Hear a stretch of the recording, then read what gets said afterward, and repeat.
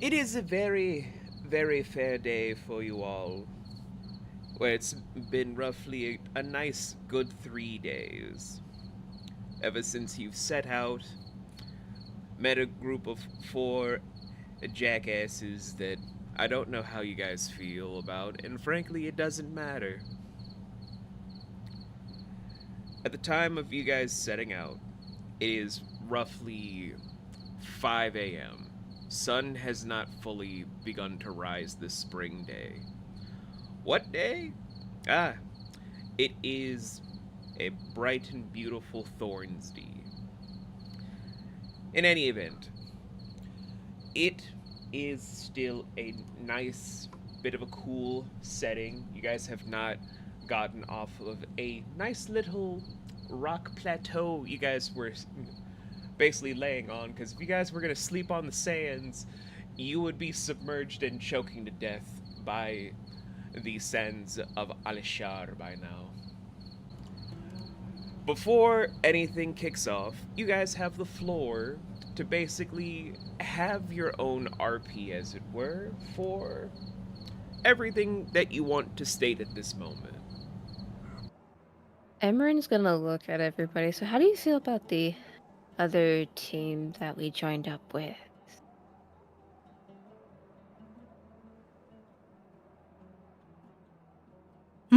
Those guys? Yeah, those guys.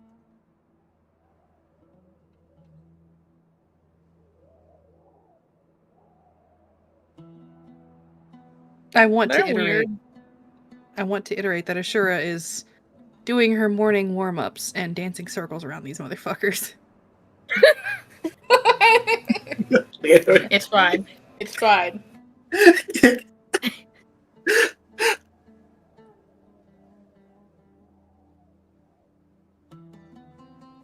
No. I don't know. I think they seemed a little chaotic. I mean, we are also chaotic in our own right, but fair assessment. No. I mean, their chakras, they don't work well so far. Ah.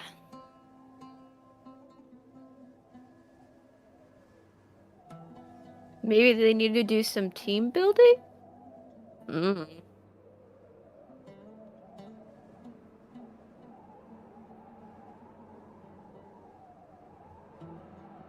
Good plan. However, I have one question for everyone. Oh, Have you eaten yet? No, I have not eaten yet. I've been sitting here watching you dance around those idiots over there. Well then, wow. how about some food? Hell yeah. I will They're just stay. gonna, take out one of their canteens and start, sipping on it. I will say Nose has been struggling to get a hardtack freaking wrapper undone. That's what I'm doing with the sandwich. Why won't you open, you fuck? The good it's just like mumbling. It's sealed. It's real nutrition. Emrin just holds out her hand. Here, let me help you, Nosi. You see a little hesitation in his eyes as he just gives one more tug before. Just here. Just small grumbles as he just hands it over. Emrin opens that up for them and hands it back. There you go.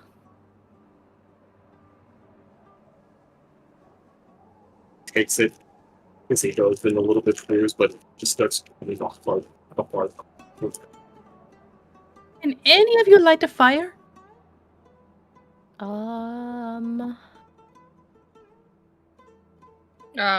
can. Like, make one? Oh my god. Probably still have my match. Do you have the things need, fuel for fire? Okay, we need something dry.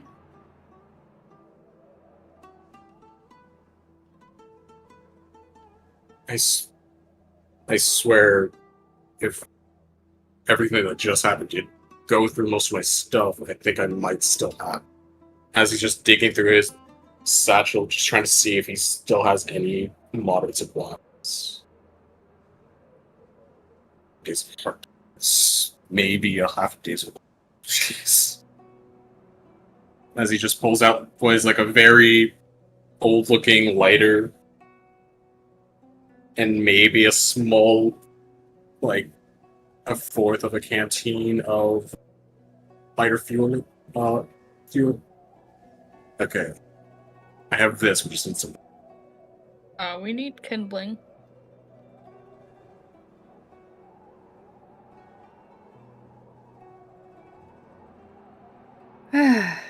Okay. I know we're up on a rock right now. But can I roll a thing to see if there's anything nearby? Roll an observation. Let's go. Okay. First roll of the night, everybody. I believe in you. And then we've got a plus that. Oh, that's a 19. Oh, nice. 19. That's a good neutral. As a good stopping point, there are a few dried trees that are not too far away. There also seems to be a few pieces of driftwood by some of the cactuar bushes.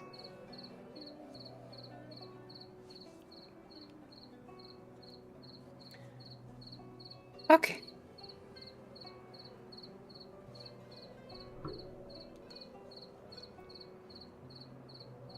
We are gonna go grab some of that driftwood. Okay. And then allow me to share with you guys a little bit of some info about desert travel. Let's go. So you guys don't have your sand gliders out this early, because I'm pretty sure you guys wouldn't just break them out willy-nilly, but the reason people need those is because walking barefoot through the desert, whether you're running or walking, you're only going 5 feet per overall walking speed for your natural speed, and you can only run for 10 feet, because the sands of Ali Shar are heavy.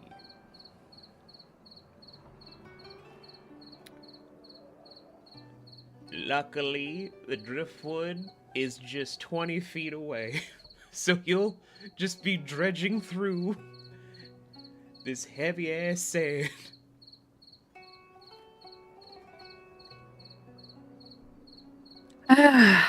The things I do.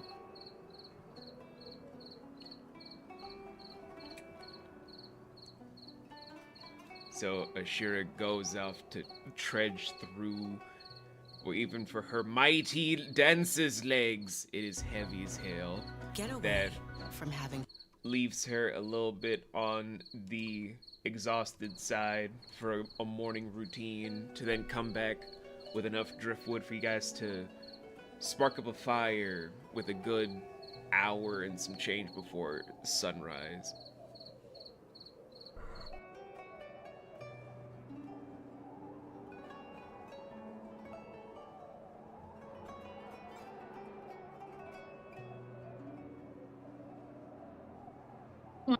What would people like to eat? There Pick are whatever options. and pick whatever, and I can cook it. What do we have is the question. Again, I prepped him and I'm barely down to the last bits of parts. It's not much.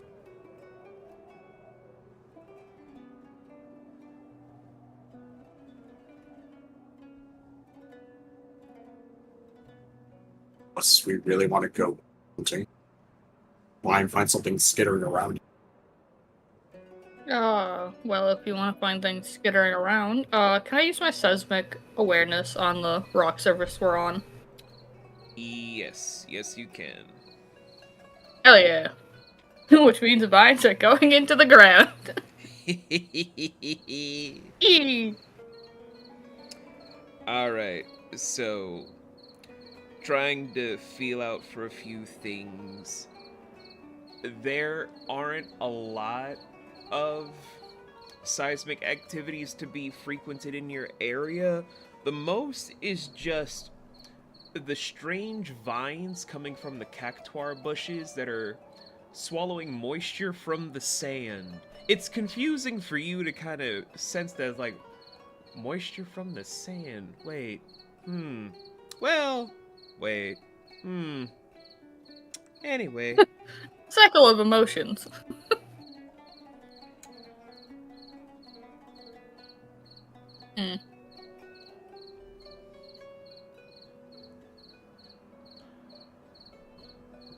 But the only thing you kind of get is that the cactuar bushes have a lot of citrusy water inside.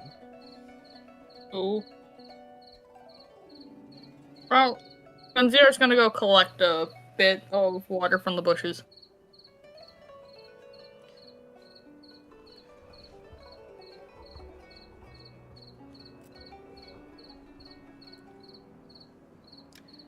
They Gotta taste do scavenging for whatever liquid they can get.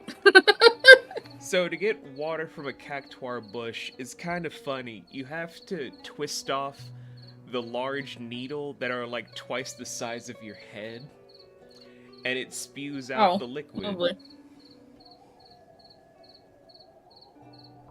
Oh, so I need help. Okay. Can someone come help me? No single Emrin go. would. Oh, Oh. you can go ahead. We can both go while Ashura, because Ashura wants to go get the thing. It's only fair that we put our part. Mm-hmm. So we'll both go. Yeah. Okay, Ed, Ed, and Eddie. So it God damn begins. it. God damn it. And it begins with a cactus. Okay. I need someone to pull off this giant needle. It's too big for me. Alright, I'll roll. Strength. If it's gonna be multiple people, you don't need to do a muscle check for this. It's like teamwork eliminates the whole struggle, you know? Fair enough. One's got the upper part of the needle, someone has the lower part. Yoink. Yoink. I think I'm basically standing on, depending on how tall it is, I think I'm on Zira's shoulders. And I'm just imagining Zira's just holding up canteens, just ready to catch them. Ready to Just get hold the water. Two Yeah. short kings in a trench coat.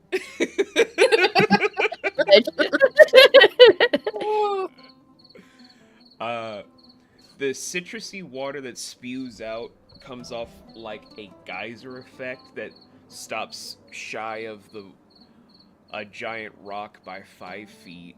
It is enough to fill up at least 4 canteens at maximum. Yeah. Hell yeah. Hell yeah. Water.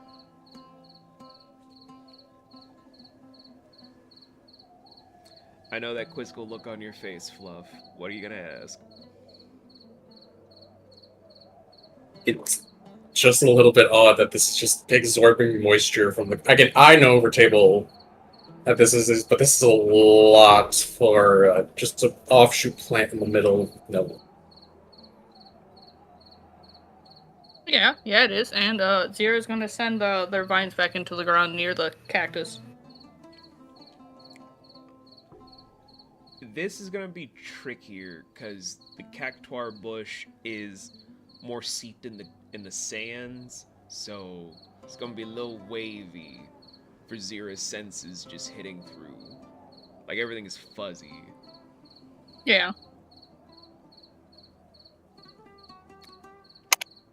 So for you, it's just kind of like a large bit of dancing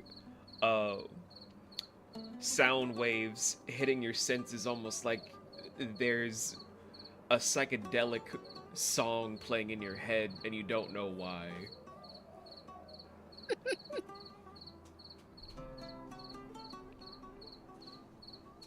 Oh. What is happening to the child? As I imagine Zira's like rocking back and forth. I don't know. Do I need to come over there? Zira's No, there, I like rocking got it. back and forth, trying to understand what they're feeling. Like what? Emrin is going to just like put Zira over her shoulders and just like walk back. Oh. I'm actually gonna have Nose do a nature check to see what he can tell if there's anything else we can use from this plant while he's still over there. Okay, go for it.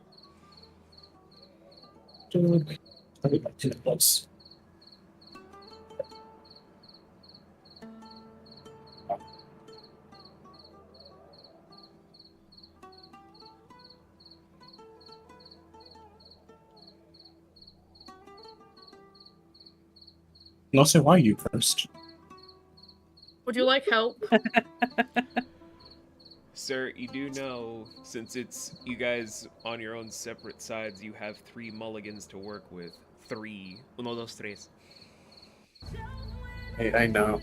I'm going to use 1 just because I don't want to nat 1 and have a lower nature stat. Oh. I'm telling you guys, Nose is fucking cursed. For multiple reasons. Okay, Nose, no matter what, you are cursed. That is a fucking 5. Oh my god. Oh god. 5. No, don't You're worry. fine. Don't worry. You're fine. It's a cactuar Alright, it's bush. fine. Fluff. It's a It's a cactuar bush. bush. You're fine. I don't know, bro. With a 5. Look, it's a bush. What is it gonna do to you? It's just a bush, but with just a 5, you're able to tell that you could probably use any of the bits that no longer have water to potentially just saw off the insides to use as the added skins for anything that you would be cooking as additional flavor seals, or for anything involving maybe using the outer layers to take to tailors into town to see what they can do for fashion armor. Which I did not ask you guys what your stuff is, because I'm waiting until we do the thing that is predating this session. Yeah. So it's fine. So knowing all of that, I can either have it for, again, cooking supplies or what we can do for fashion. You can do Considering how that. much, considering, yeah, since it was a bit of a struggle to get to where we are from the previous adventure that we totally did. How much can I take off? You guys kind of broke off one of the bigger needles for, I would say, a smaller section, which is roughly the size of maybe 2 soccer balls stacked on top. So, oh, I'm sorry, football. I was thinking American. So if you take it, it's enough to maybe use it for the food coating on the inner layer, and if you wanted to do something for like an accessory later down the line, you can take the smaller bit for that. Oh, hell yeah. Resourceful. I'm gonna be going to that and take as much as I can. As Nose would just again trudge through after a little bit back to the group.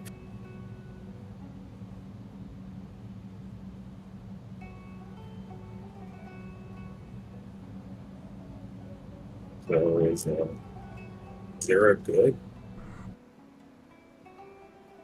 Looking in sand is weird.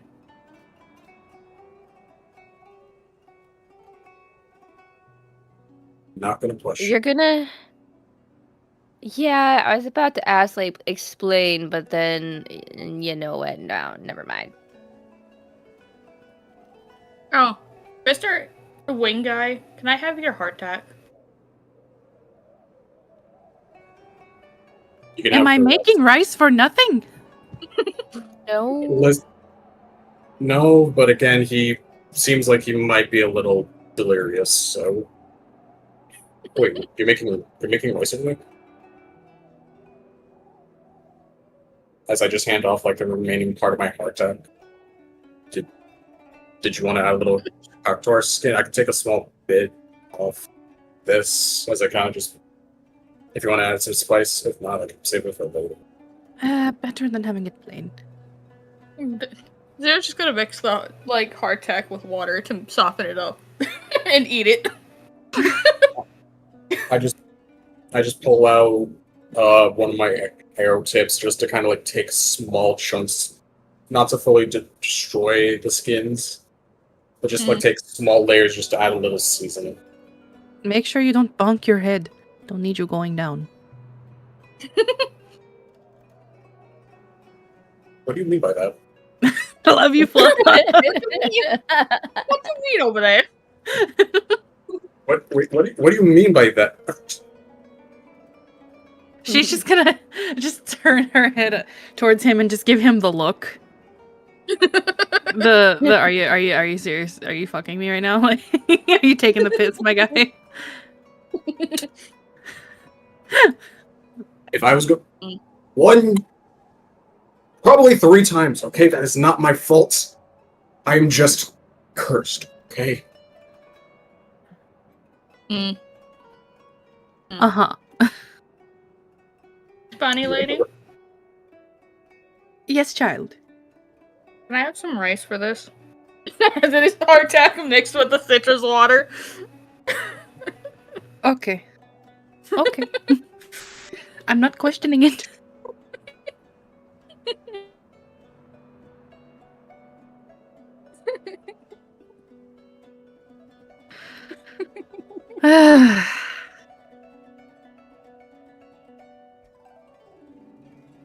I don't know Zira's how my taste old buds are very Christians did odd. it.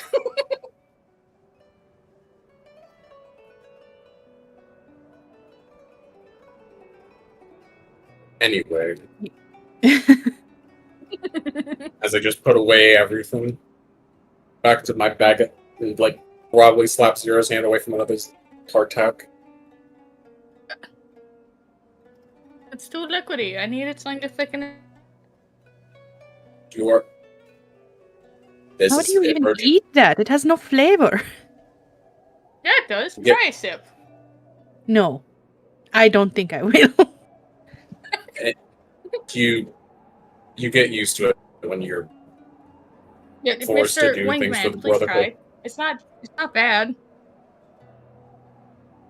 I will take a sip.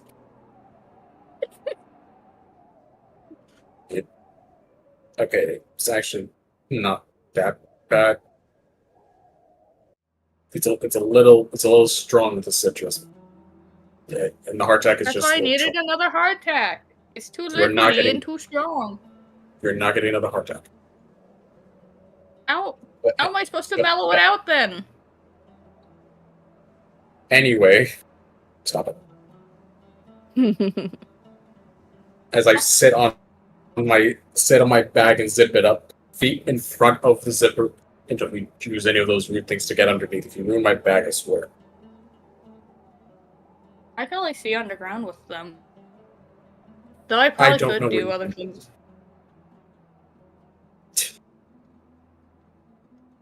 Okay.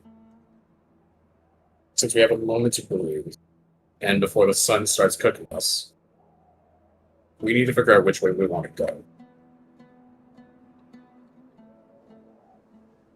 And my main concern is to get away from that other. You got that right. But this place is massive. What direction were you thinking, No say?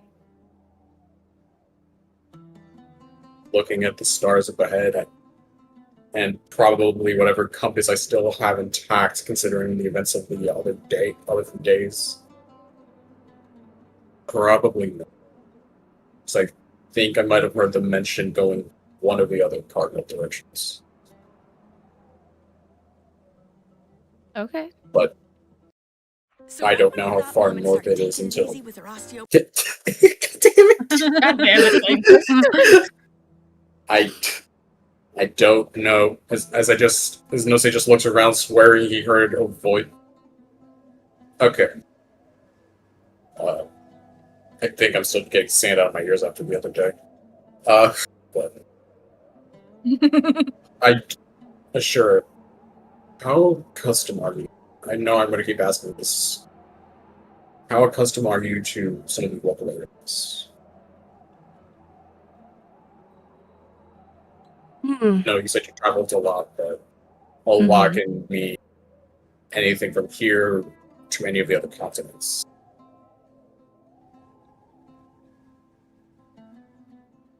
Don't worry. I know my way around the desert. It's... well... traveling with the circus is a lot different.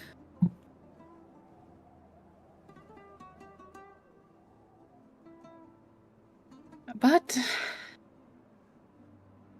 with the supplies we have now, I think we can do it. Based on what we have now, however, we will need to make several stops. That's fine. Because if anything from my days being made to try kind of struggle, the Brotherhood taught me money, shelter, food, and more importantly, in the desert like this, water, which we at least have a little bit more thanks to the weird bush. But here's the thing. With as much water as that one needs... points to Zira. Zero waves. Frequent stops. Frequent stops or If I freaking. find more of those bushes, I should be fine. As long as you don't get dazed to death. Well, that's because I stuck my vines in the sand. Sand is really weird. You can just imagine all of us just looking at him for a second before going back to what we were doing. Oh, yeah. Oh, Vince, can I summon the Anzu? Or is it still hurt? It's still a little bit hurt. It's gonna need another few days. Okay.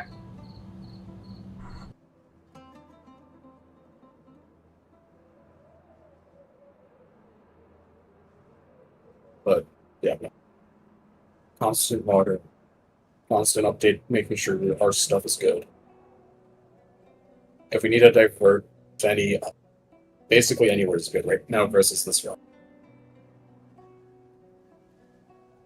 Do you happen to know of any pit stops, if your circus or travels have brought you anywhere nearby? Who has the map? Me? May I see it? Zira's gonna hold up the map. You're gonna pull the map out of their bag and hold it upside down to them. It's still the world map. It's not, I don't know if I got a chance to grab an actual, more local map. Oh wait, no. Shit, wait, I'm looking at the wrong side. That's right, Zira drew the other side. Yes. Zira flips it over where there's a very crudely drawn map so far. Where did we put the extra city names at, Safi? The extra cities, I believe I gave you guys for your notes to be taken care of. Hold on. Fuck? If you guys do not have it, do not worry. I kept a list for you of what the next pasture city is. Oh, good. Because I am trying to keep up with my notes. Oh, Shaw. Oh my god, Strider's playing Metal Gear Solid. I'm trying to make a map. It...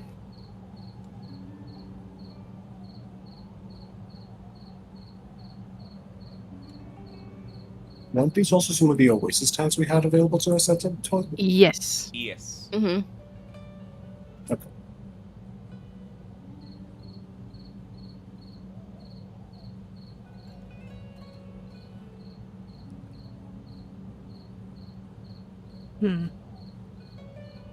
Alright, I'm gonna make an executive decision to ask if I could make... Would it be a history check? It would be a history check. Alright. Oh, yeah. Roll!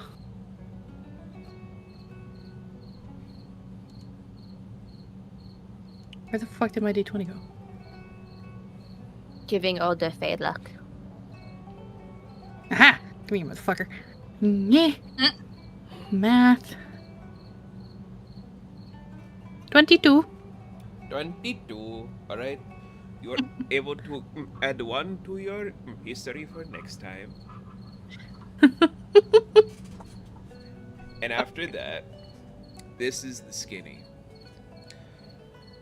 From everything that you guys remember about the ongoing side quest that is to find Betty and Raj, who stole the broken sand gliders, and from the events of yesterday, you were able to pick up a trail that's leading towards the direction of the pasture city of Shaw. Now, for you, Ashura, you remember Shaw, most importantly, because for your dad's own work, he would sometimes perform in the area that would become Shaw for the then tribes people that would be stationed there. He actually still has a few fans that send him letters that are now working as guards in Pasture City Shaw. Okay. Okay.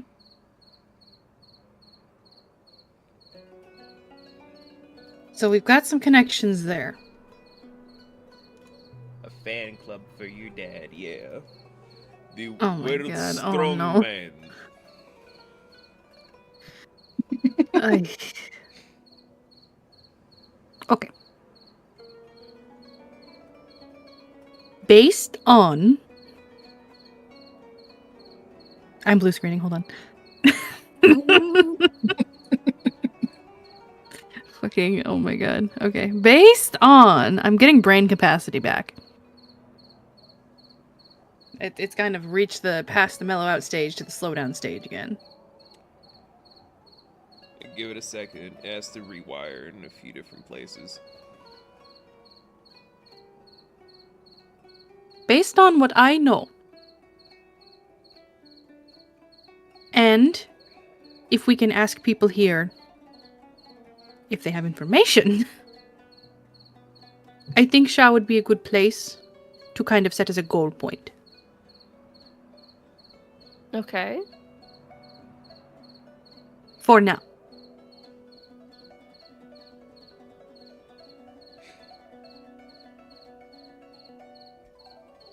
Now, if there are connecting points in between, would not stop to hurt. Would not hurt to stop. Well, we'll get there.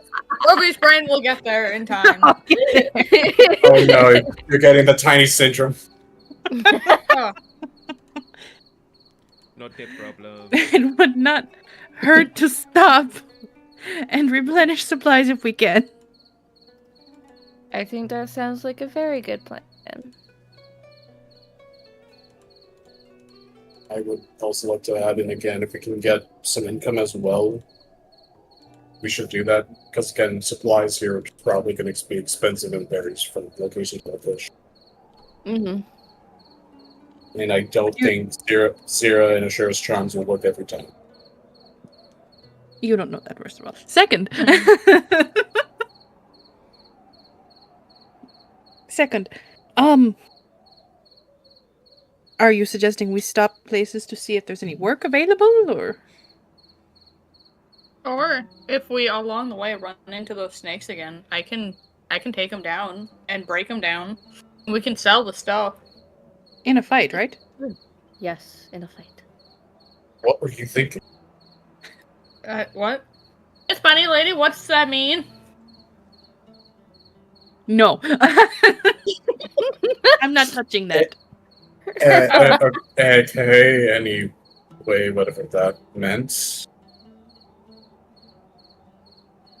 Let's enjoy this meal, enjoy this citrus, and then strive off to, again, this pasture city if it's not that far away, or any stops in between for either supplies or coin. That sound good?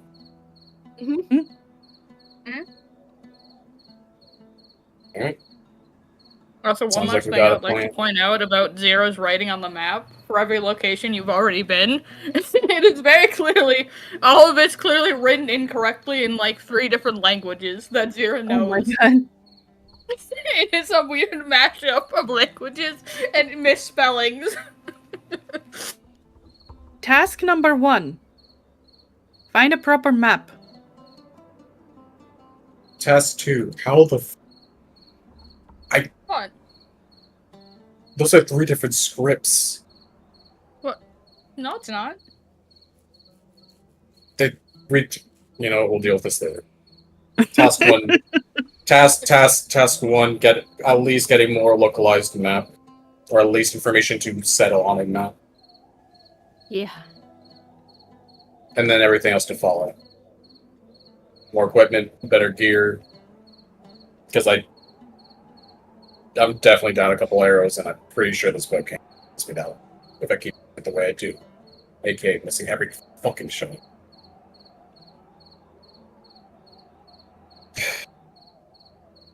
Sorry. I actually just needed that. You're too thin. I'm perfect. I'm perfect. That's why you're so squishy. You're too thin. It's funny, lady. Yes, Chuck. I have more rice. I was holding up bowls that once contained the hardtack and water. Pat. Yes, chat. Here. Pat. Okay. What is So, I know you probably have more hilarity and commentary to do. I'm just going to expedite a little bit where you guys eat aplenty. It's not the biggest meal. Obviously, it's not going to be the biggest meal you guys are going to have. It'll keep progressively getting bigger and bigger over time, but it's at least enough to get you through the day as the sun is slowly rising with the sands starting to glisten a white diamond-like glow slowly hitting that, although for you guys above table is very beautiful, for you guys in story, for your characters at least, it is a terrifying example where when the diamond wave hits the rock as a echoing point, it's gonna be sizzling, because today was projected to be a very light, very cool 103 degrees Fahrenheit.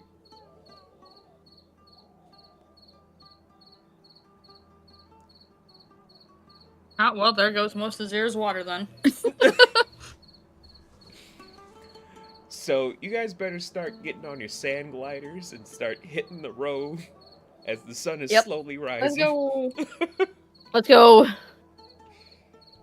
Hurry.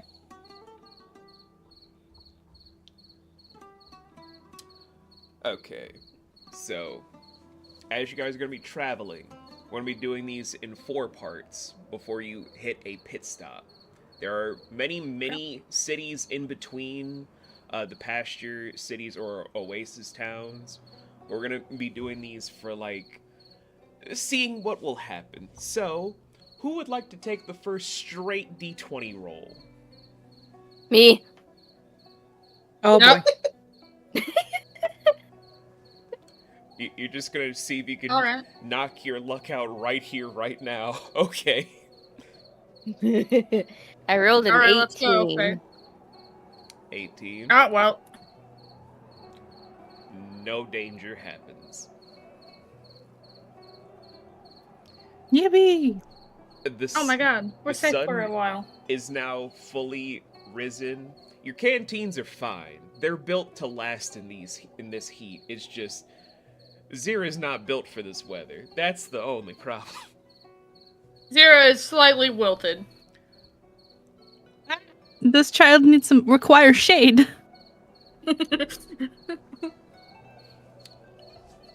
And for just an even thing of extra entertainment, the dancing lizards are popping out from the sand. It's like watching lizard meerkats break out.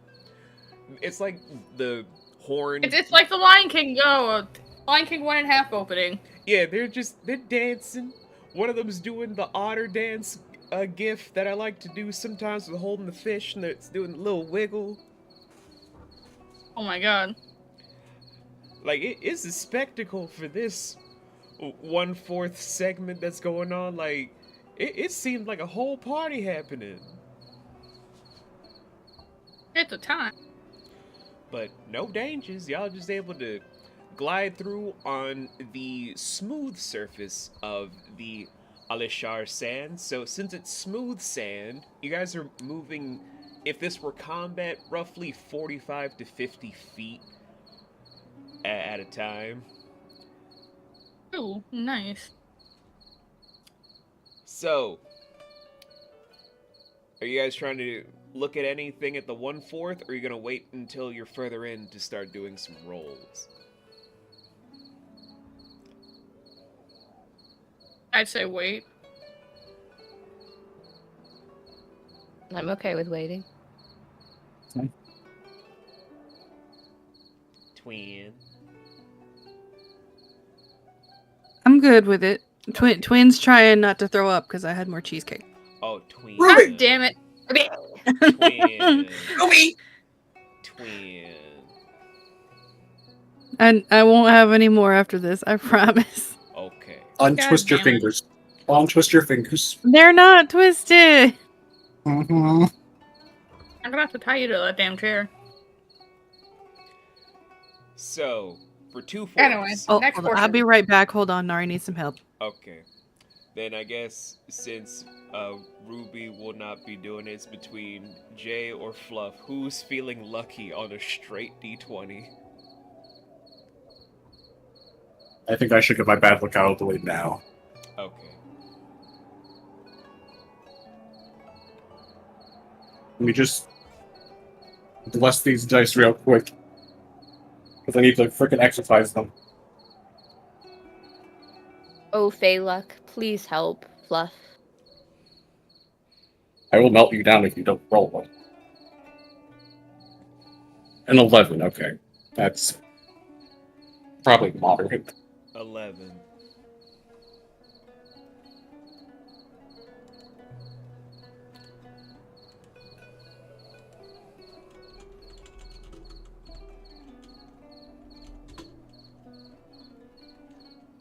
I don't even look straight forward anymore. Like, you guys are just watching me do this facing this way. Not look at the webcam, Mhm. just this way. Yeah. Mhm. Yeah, because now you're a new setup. Oh, but what are we doing? Okay. And I gotta make an emergency 7-Eleven run. Oh, what Uh-oh. does she want now?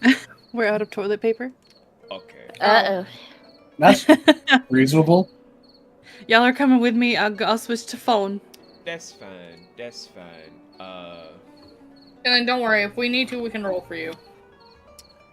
Let me just go down I- the list. I vote Astral because of Feylook. Okay, that's not gonna be too terrible. So as you guys are pulling into... I'll be gone like 10 minutes most, I promise. That's fine. As you guys are moving into the 2/4 section,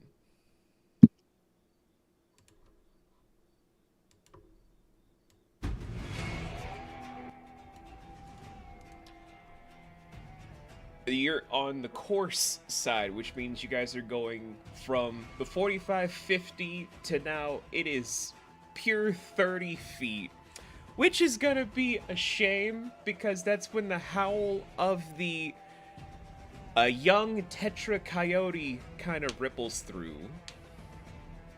Oh no.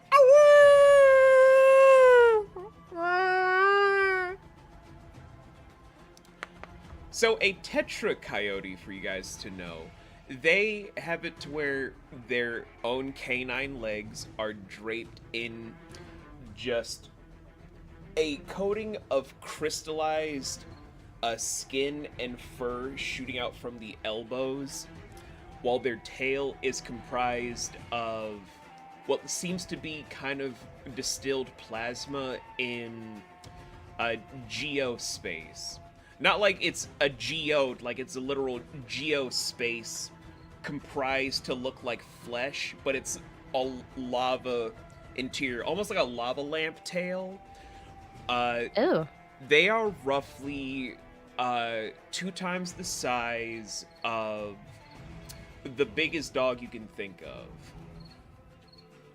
And their teeth are literal meteorites. Like, they spew out stuff to where if they land a good bite attack, that is some decent Stratos damage.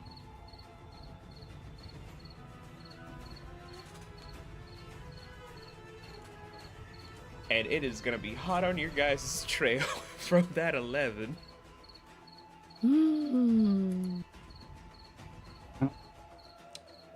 So, to avoid having a conflict with one of the young Tetra Coyotes, because if you guys know anything about anything with canines, they don't normally travel alone. Nope. This is gonna be a group performance skill contest. The number to beat for this is just 15 or higher. Performance, you said? It's a performance skill 21. contest. Yeah. Okay.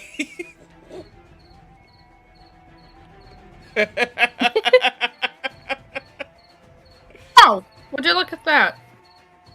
I have a 22. Oh, Jay did better than Ash. Goddamn. 19. 19. 19. And who's rolling for Ruby? I will. Yeah, we agreed it was gonna be Ash. I rolled a nat 20 for Ruby.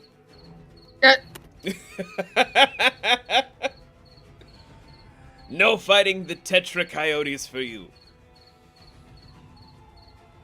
No.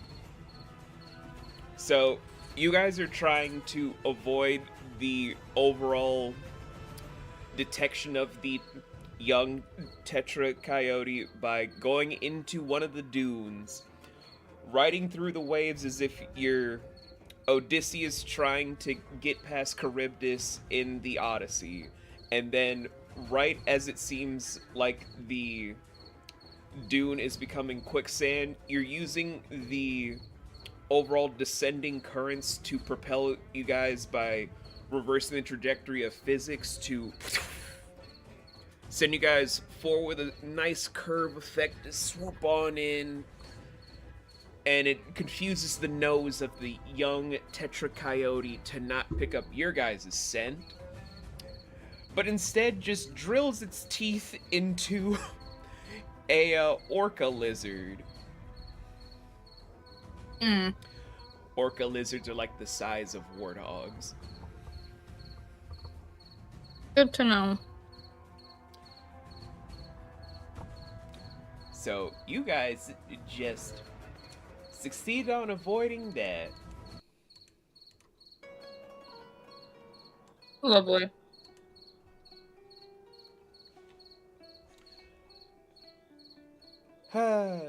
So it's at the 2/4 mark still. It's gonna be a bit before the 3/4. Do you guys want to roll to see if you find anything at this point, or wait until you're further in? I would like to roll. I would mind rolling. I'll roll 2. What are you guys trying to do?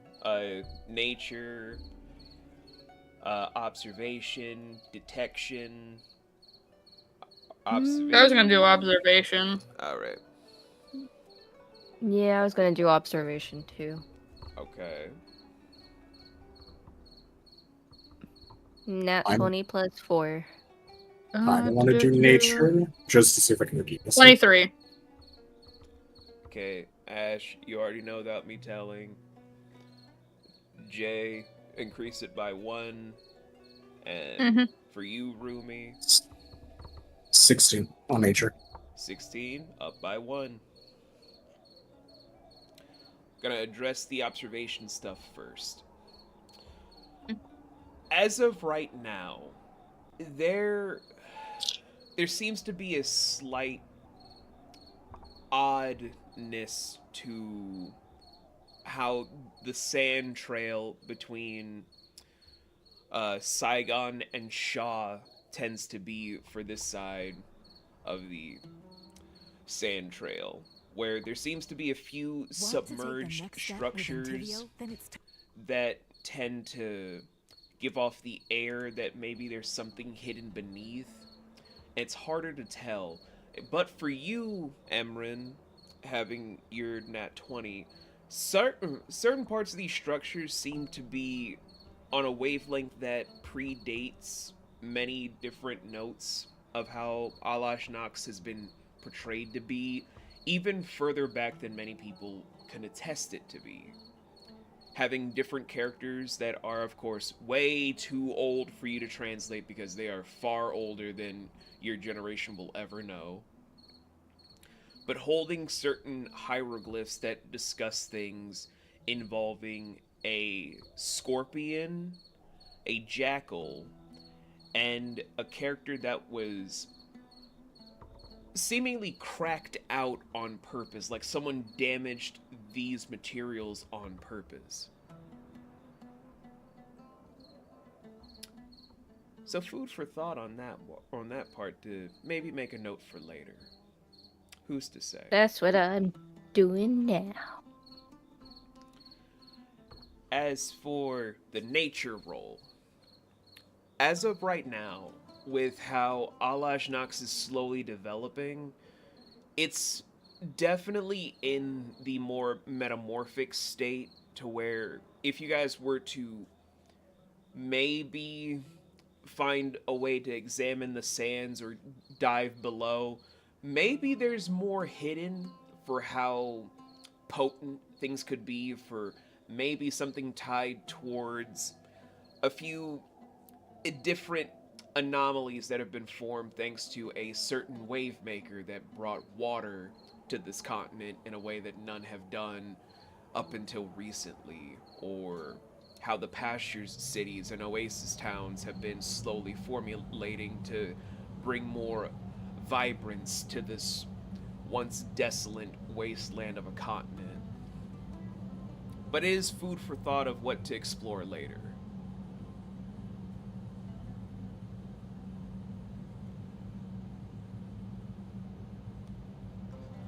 But there is no treasure, there is no lost civilization, just pieces of history and an overarching feel that maybe, just maybe, there is more to this continent than just sand and wind.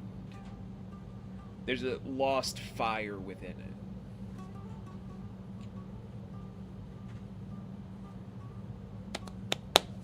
Can Emrin, like, because she has a journal that she writes in, is she able to, like, write down what these hieroglyphs are? Like, even though she cannot personally translate them, can she put them in that journal? Yeah. Cool.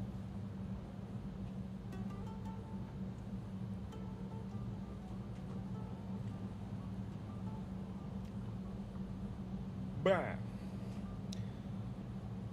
Okay, it is now the 3/4 portion. Oh. And now it's a question of how do you want to roll this, Jay? Blindfolded or with all the swag and charisma of I got this? Oh. Give me a second, I'm recovering from sneezing. Oh!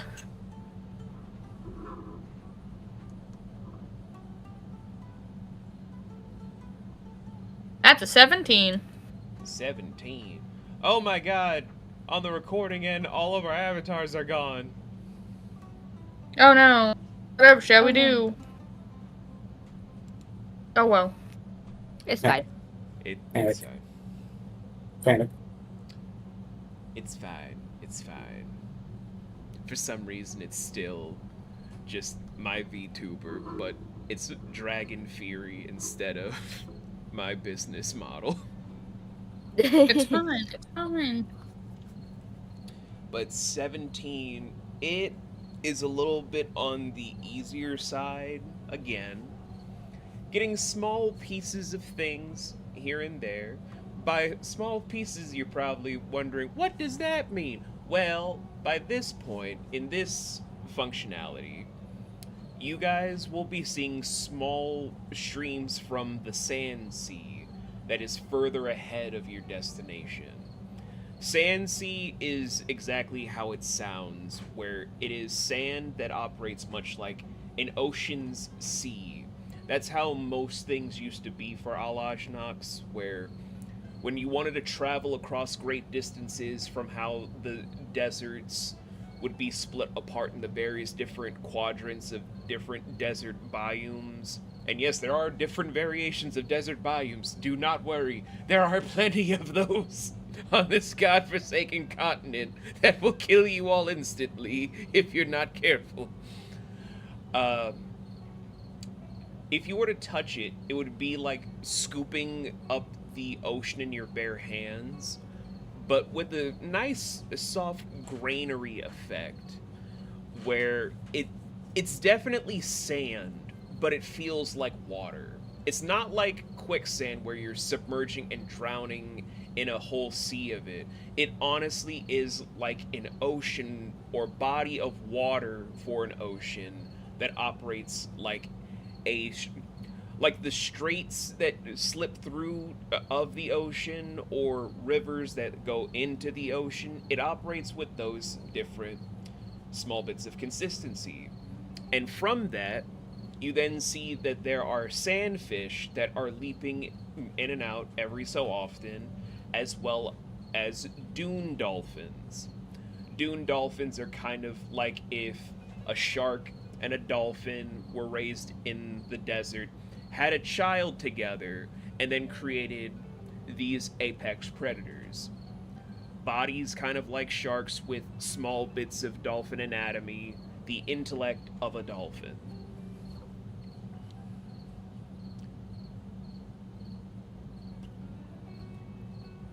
Each dune dolphin comes with at least 50 sandfish of different variety. And so far, you saw at least 4 different dune dolphins. So at least 200 sandfish are nearby.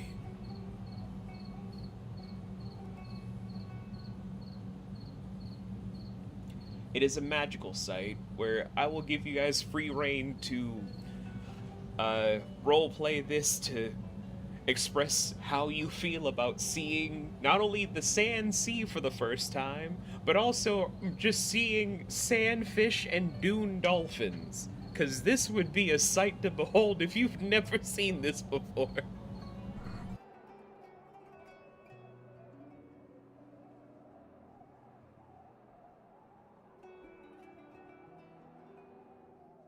Emrin would look over to Zira and Nose. You're seeing this, right? Mm-hmm. It's cool. Have you guys seen this before? Because I haven't.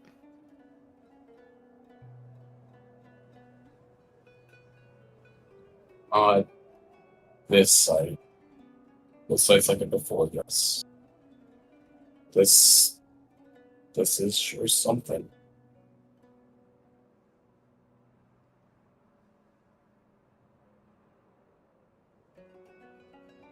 Does anybody have a fishing pole? We should get some of those fish. For food.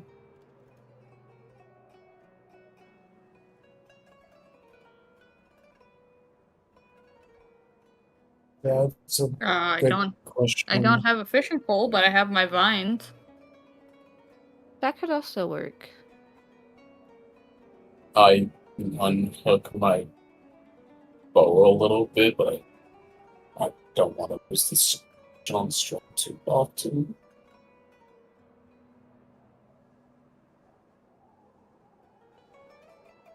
'Cause I wasn't expecting to go fishing in the desert. I mean, we're out in the desert. We need actual food to survive while we're out here, so fishing. We can either fish or try and at least grab some on the edges without trying to grab the attention of the dolphin. They're hostile. Yeah. We can do a little bit of both, actually. I mean, I think feel like whichever one is gonna be the easiest, you know. maybe one or two of us can cook some fish over, and Zira can use someone lure fish over and then.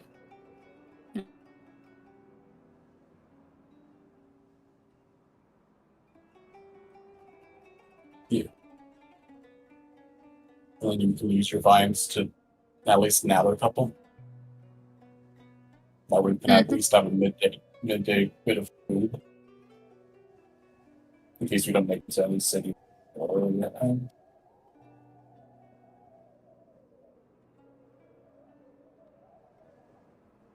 I'm down to try and get it. Okay.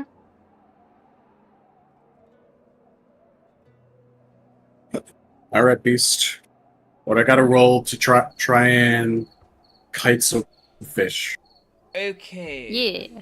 So, to outmaneuver the dune dolphins to do all of this is quite a task, guys. Because, like I said, these are intelligent mammaloid aquatic beasts. So, to do all of this, to kite the fish and get past this damn dolphin, you're going to do either one or two skill contests. You can either A, make it as an overall, I want to say, trickery skill contest where the difficulty will be 17 or higher. Because to trick these is a very high ask. They are very smart creatures, and if you do it wrong, it will trigger an encounter.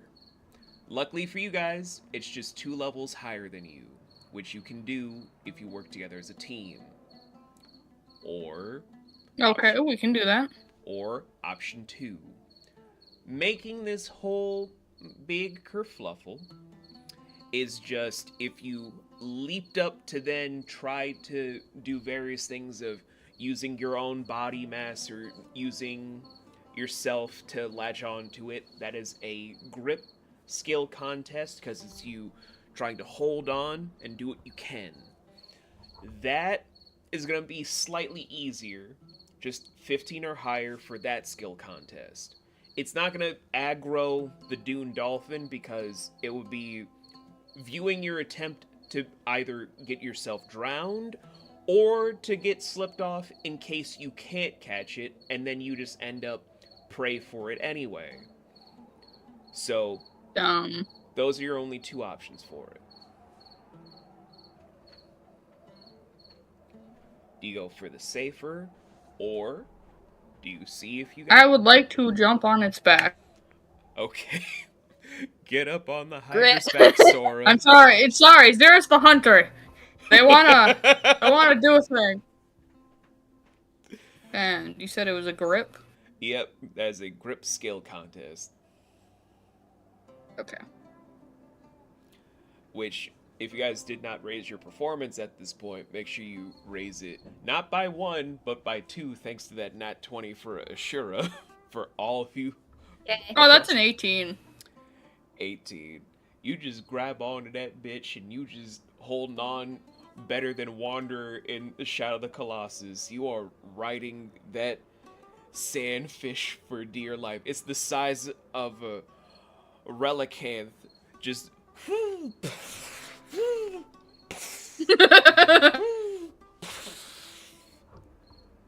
Oh.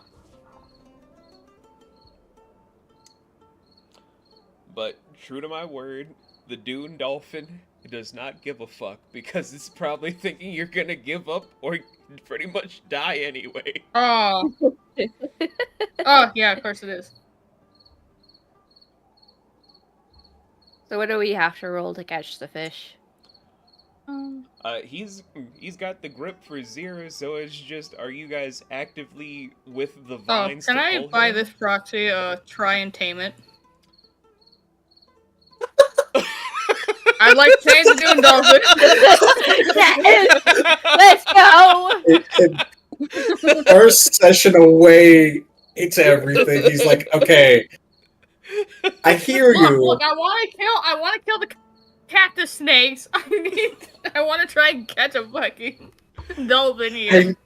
I mean, it's fair. Your other beast is hurt, so you need something in return. Yep. Oh, God.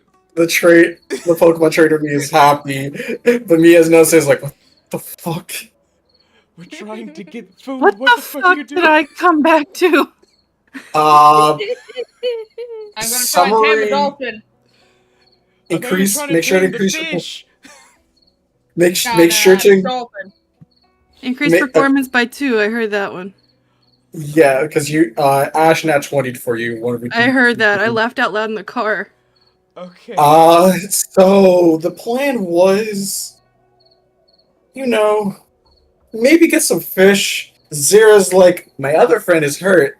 I need a new friend. We're getting some tacos later. Oh no. So. Okay. Let me scroll through my sticky note for the bestiary for the dune dolphin, cause to do a beast taming with this is gonna be a tall order. You will need 25 for a dune dolphin, cause of how stubborn and how domineering they are as mammalic aquatic creatures. Okay, so you're telling me JP. I need to crit the... Yes. I was gonna say. Good thing I have advantage. And plenty of mulligans. Play mulligans, let's go.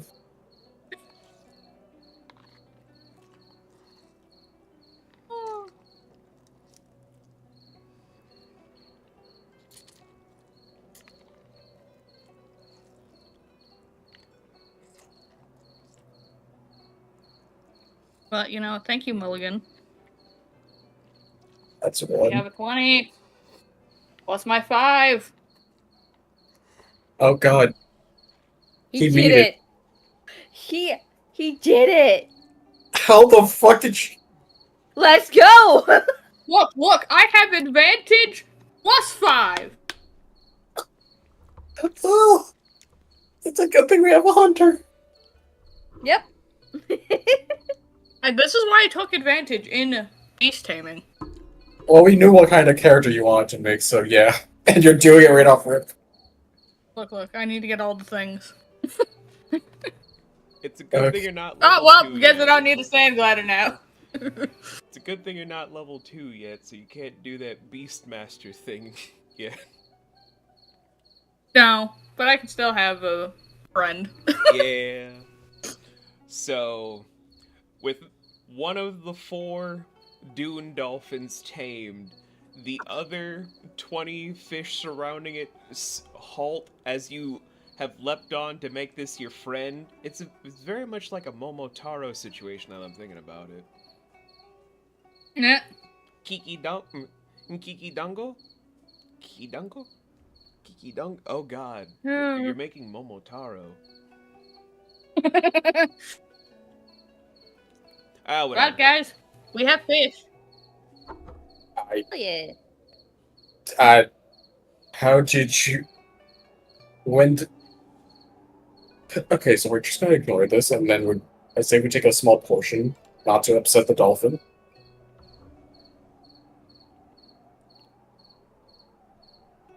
I'm thinking like 8, at least for Yeah.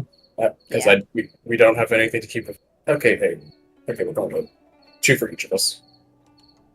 Good idea.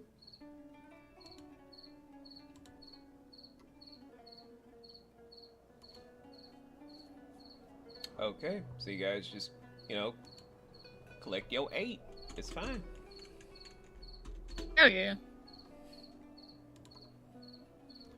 Is that 2 for each of us? Yep. Yep.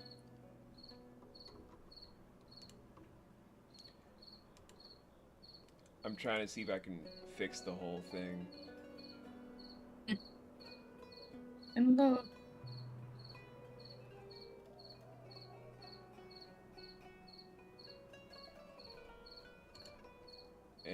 Alright. It's just no saving that one. Wait, so I fixed myself, but you guys are still... That is so stupid. That is so dumb. I don't know. Oh. Anyway.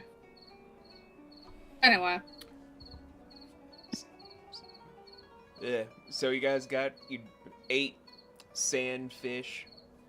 They're as tall as Ashura, all 8 of them. Oh my. Well, we're going to be fit for a while. Oh, absolutely. So When I do you hope know how to no make one's- fish? I do. I can make jerky. I know how to skin them. And a little Oh. debugging. Fish curry, maybe. Ooh, that sounds really good. We have plenty to at least last us the next few days if they stay fresh. So Hey, buddy. I think the second priority should be storage, unless someone can store them away magically.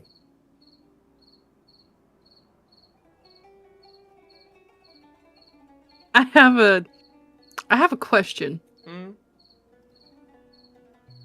Hey, buddy. How big items can tits of holding use in them? Depends on the size of your tits.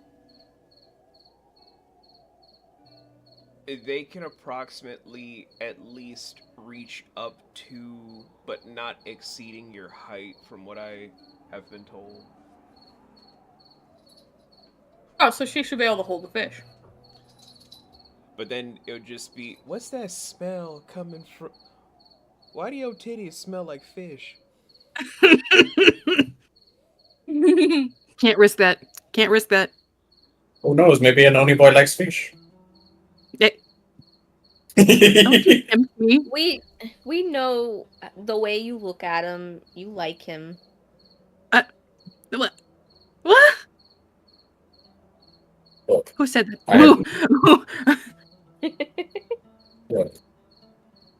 In all honesty, even I can see the signals that I don't understand romance. Uh-huh.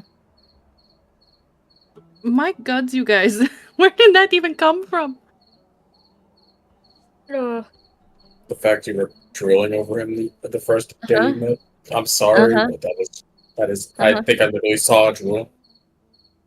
Was it that obvious? Yeah, it really was. Okay. It seemed like he was into you, Miss Ben Lady. Huh. Oh god, even Zira can see it. Yeah. Oh no. I did talk to him. You what?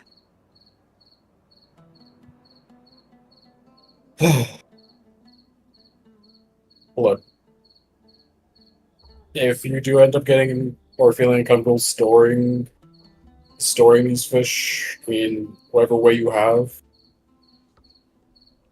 I will take the blame and find a way to help remove any scent.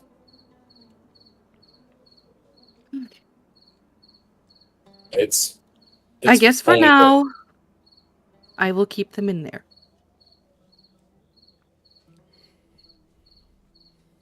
For now. The second we get to somewhere, we're finding a crate or something to put these things in. Okay. Hopefully we can find something more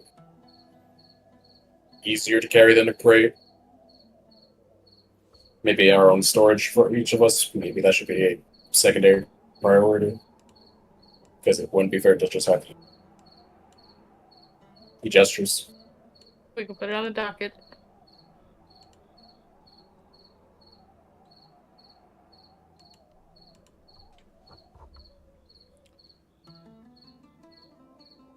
So, what are you guys trying to do at this point? You're at the 3/4 marker before your overall pit stop.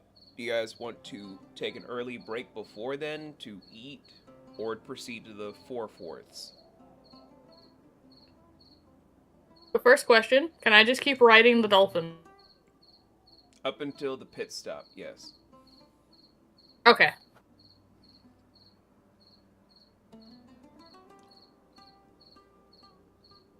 Would there be any How long downsides do to you us say? take? Oh, go for it. I was just gonna ask, how long do you say it's been since we've left? From traveling to the 3/4 after going from the rock, it's been approximately 6 hours at best. So you guys have been traveling from 6 a.m. Roughly 6:28 to 6:30, all the way to noon/12:30.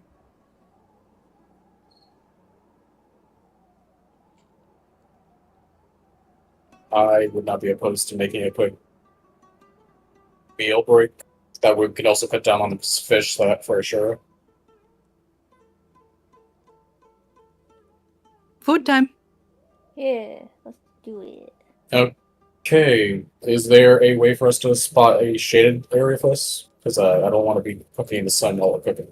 Luckily for sand sea areas, there are at least a few mountain formations to actually showcase within sand sea areas that aren't huge, like in this area. There are some tunnel like awnings that make it kind of look like it's the parting of the Red Sea in comparison to watching the streams of sand sea straits, basically. So you guys can park there, because that also leads to the 4/4. Okay. Personally,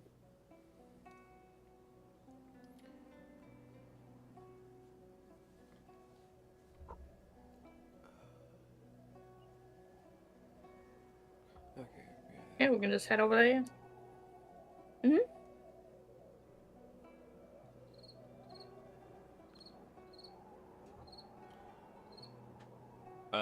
How, like, describe for me what you guys are cooking, and I'll let you guys know how long you'll be having this break. We've got to prepare the fish at least, so like scaling it yeah, and gutting it would take some time.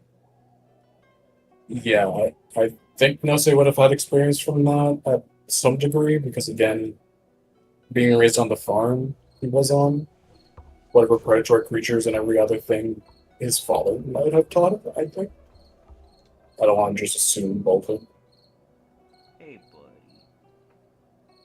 Because I think Mateo at least would have taught these to his son. Correct me if I'm wrong, Beast. He would have taught him everything.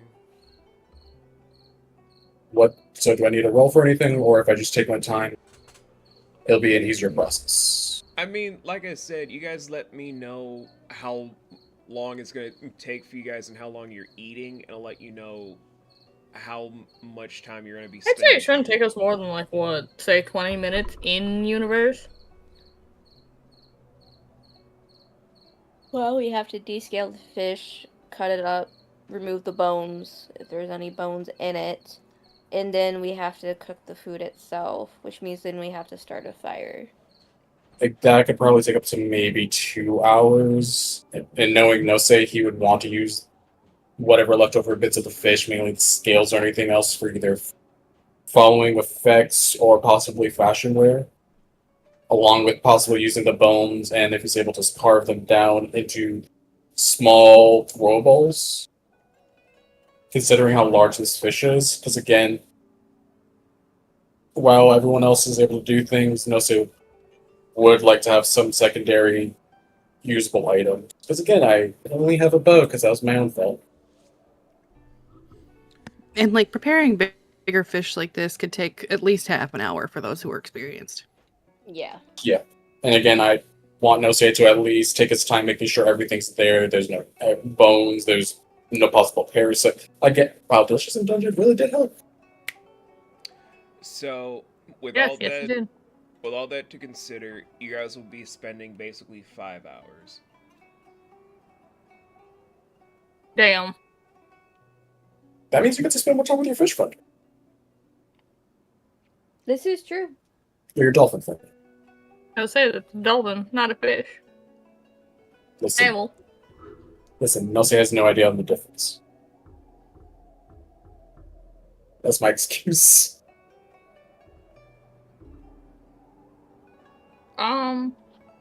Yes. Through my abilities, could I ask the dolphin about things around here? You can, yes. Hell yeah. I would like to ask it about things we should probably be wary of. So, as you're conversing with your new friend, this wonderful, wonderful friend,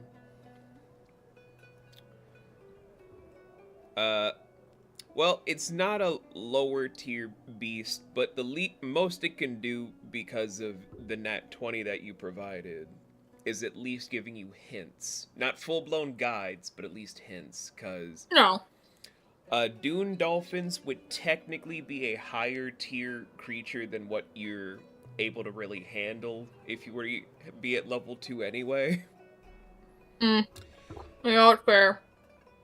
So the most they'll say is, you should really watch out for the ruler of this trail. They come in a gale and only strike when they feel that you're frail.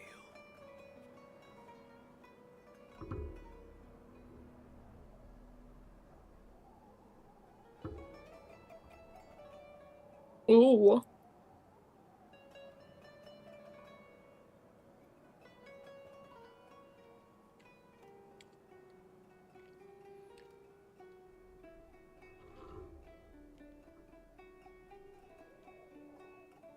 Still, as I'm now picturing just sort of the sea at this point, where I'm riding on that fucking dolphin again, Ash. I'm riding that fucking dolphin.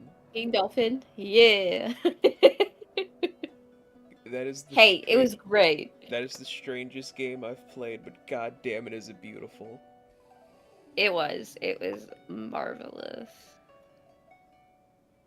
Okay, so now that we're at 4/4, Ruby, it's up to you. Yes. You're rolling a straight D20. But before Wow, that, Ruby's- Fluff, you wanted to bring up something. The amount of fish bones and fish scales I would have gotten. I'm just curious for inventory's sake. Because again, I think this boy is going to be my pack meal character from how I'm playing so far. How much would I have for those? How many fish did you guys cook? I think we would only cook the one. And Yeah, I'd say we I'm only looking- need one. Considering how much meat and other it could provide, along with whatever Ashura and Emrin would have definitely cooked up. Just normal fish bones. Like the spine, the ribs, the head. Maybe some pin bones, but Okay.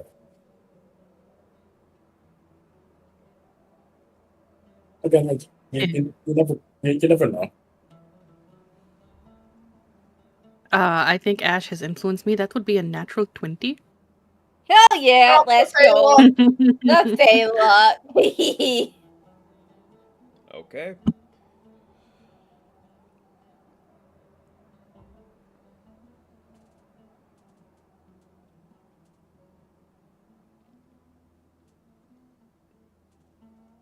Okay. Let me... Wait, no, that's the wrong thing. I need... Yep.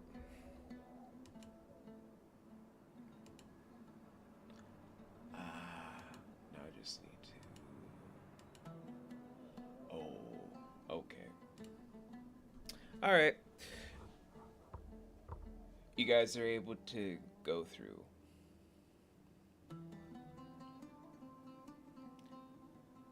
Going from the sand sea area to more of the coarse ground, going 30 feet with your sand gliders. There's a bit of a disturbance in the distance, hearing some rock fall a little bit, like they're skittering.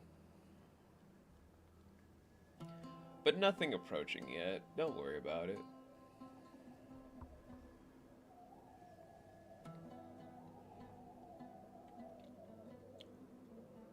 Anyway, this is the final thing you guys can do before you're able to get to the pit stop area. Are you guys rolling for anything or just heading for the pit stop?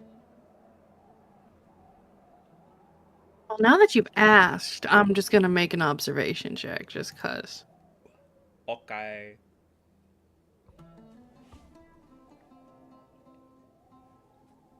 Twin, that is a 19. Oh, it's a 19, twin. Yeah. No, 19.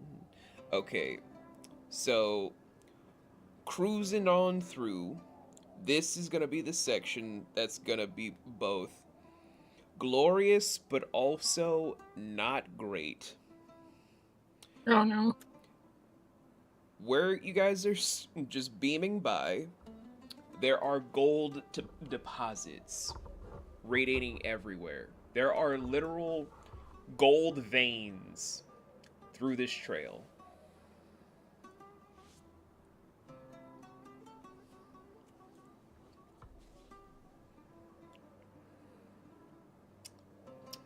I have too much of a mustache. Anyway,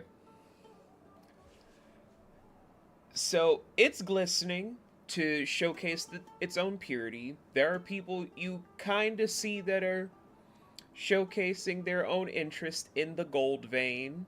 A lot of people are able to tell it's legitimate. There are licensed miners that have seen that this is, in fact, legitimate gold mines. Gold veins everywhere. But I'm pretty sure you're just like, what's the problem then if it's, veins of gold?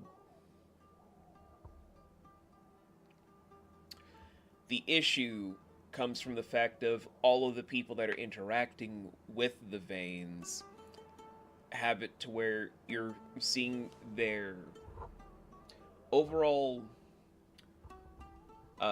veins through their person just radiating pulses of gold. Not the aura colorization of gold, but the mineral of gold through their veins. Oh, a Midas touch situation, Eyes if you will. with black sclera, but no pupils, no whites, just more gold as the hair becomes static shocked to be like literal sound waves as people are trying to vehemently just attack each other or others that come within close proximity of the gold veins themselves. Where Jay was not far off. It's not that it's the Midas touch situation. This is the valley known as the Cursed Vein. This is still a lingering effect from the very first war between Alashnox and Dresdek, where the veins used to be purified and were helping the initial wealth when the continent used to be different. But when the people that were trying to bring prosperity, kind of like in an era where Mansa Musa was giving prosperity to Africa, Dresdek cursed this vein to lead the people into destitution during the early days when they were cursing the lands to be nothing but desert, which led to famine, which led to an overall economic collapse, which led to many people, some families including, having to resort to reducing numbers and feasting however they could. I'll let you guys fill in the blank on what I mean by that. Have your shocked faces if you want about what that implies, and we move forward.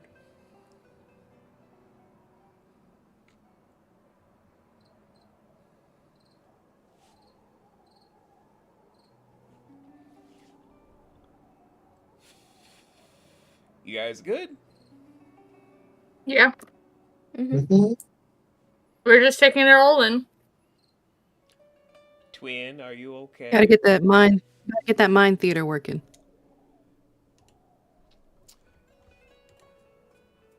Do you need some help, Twin? I'm good. Okay. Well, do you guys want to RP this moment before we get to the pit stop? Or are you good?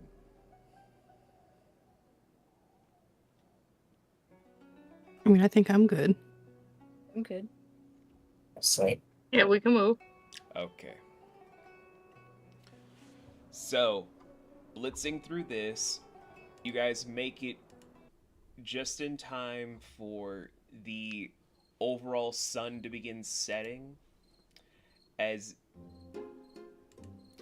you're stopping in a very nicely secured location. It's not a town or a city like you guys know. It's basically an ancient city. What I mean by ancient is that this is kind of like one of the more standard city structures you'd probably find from our world's Persia before its own desolation process to become Iran and other places in the Middle East. It's just a very, very simple ancient city. No real name, only titled as Tetan. But it's not a name. Tetan is just in Alajnak's ancient city A. Tetan, Tetani, Tetano. Every single time it's having a different thing by the A to whatevers, it adds a different letter at the end. So Tetan.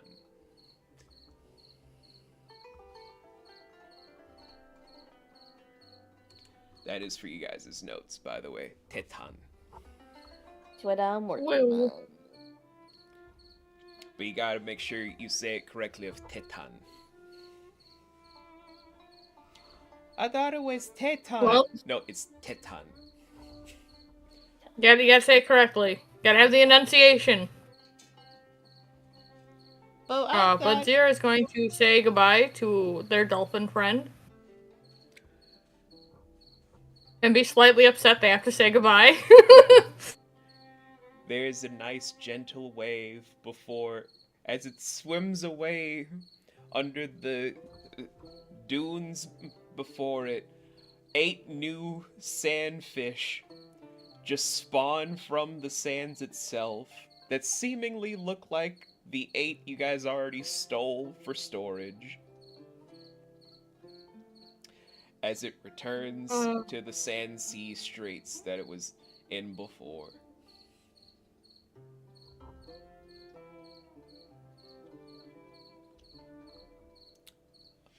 But Tetan, roughly the size of most ancient Middle Eastern cities you guys would probably know from Prince of Persia or Disney's Aladdin or the first Assassin's Creed game, or even from Istanbul, now Constantinople. Now it's Istanbul to Constantinople from Assassin's Creed Revelations. It's very nicely structured. It's probably a good city-state size, but it's technically smaller than any oasis town or pasture city.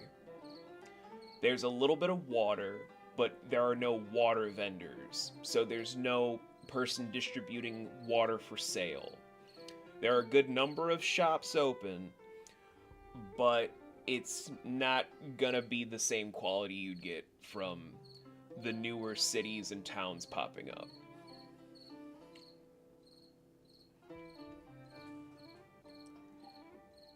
This is just a good pit stop area. So you guys handle business however you want. And if you guys want to do we explore the whole city for the whole day, we could do that. Or you guys can try to figure out how to get to your next destination fast. You should probably ask around for a map of some kind. Mm-hmm. That means Zira's gonna go find the nearest vendor to go ask questions. I'm going with the child. Child, not child. You need to be supervised.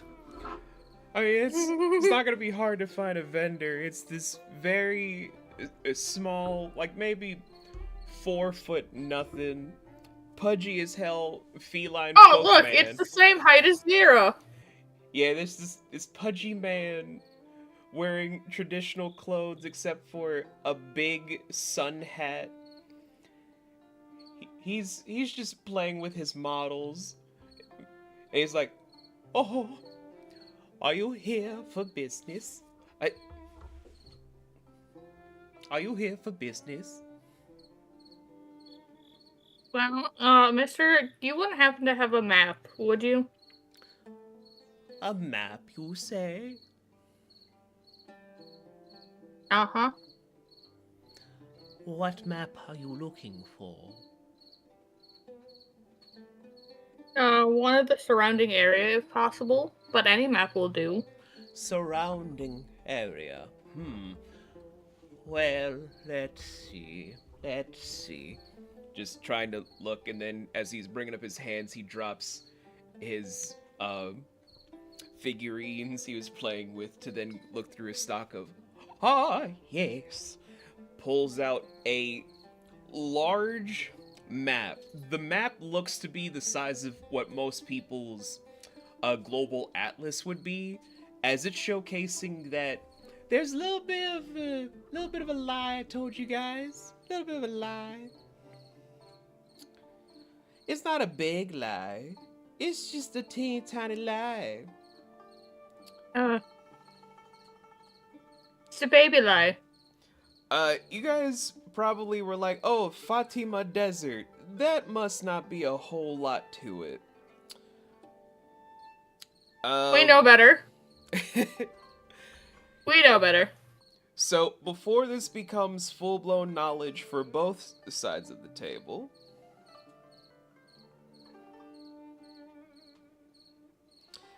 this is what I meant by a little lie. The map is for the East Fatima Desert, where you guys are currently inhabiting.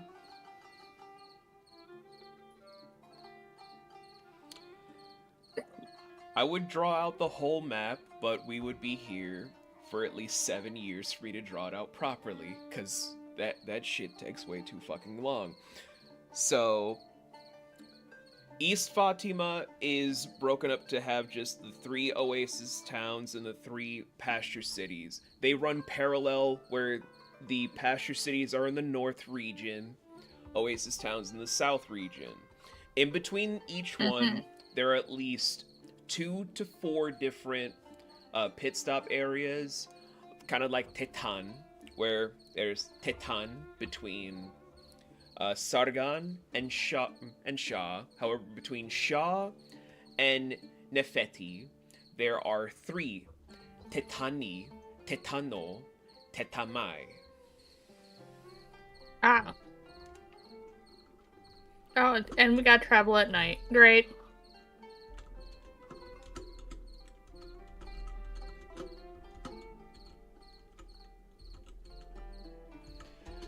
For your guys' notes, Tetani, Tetano, Tetamai.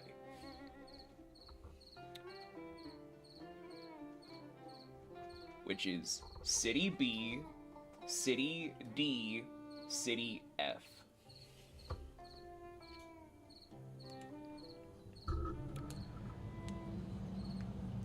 You guys good so far? Yes. Alright. So, from all that sort of stuff, the map actually ends where Nefeti is just a few different trails away. No pit stops at all to the grand sand sea that divides east and west. Ah. Hey, buddy.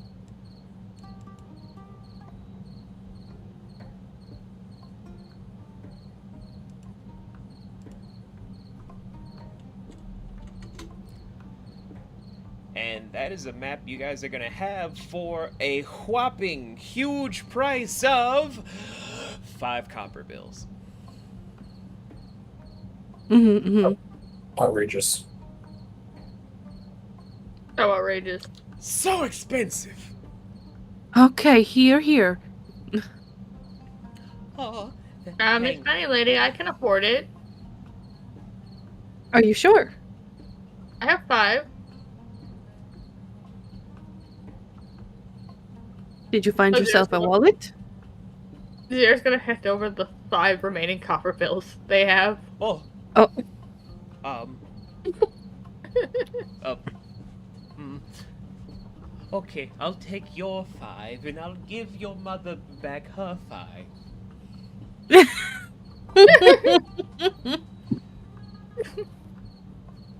You're still here?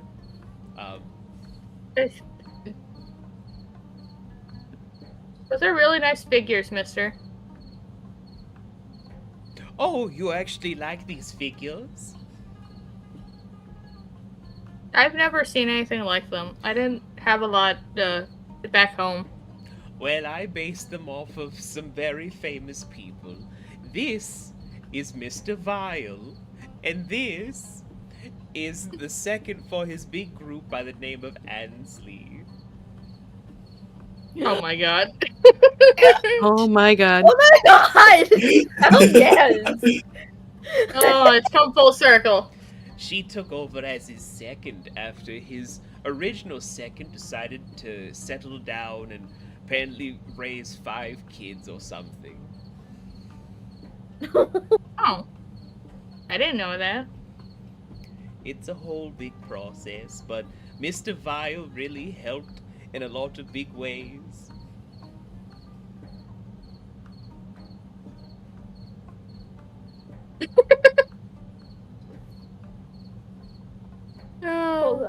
Hold on. I think you broke Ash.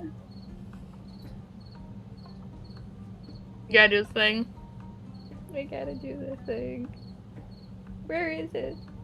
Fucking hell. There it is. Oh, come on. Fucking hell. Oh, God. I'll get it started.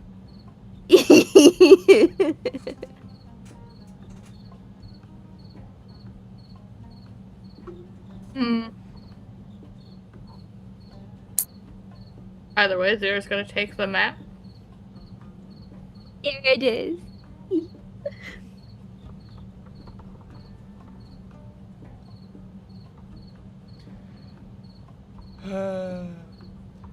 Anyway, yeah, so that's the map vendor. And now Zira is broke. They have officially spent the allowance that Sherry gave them.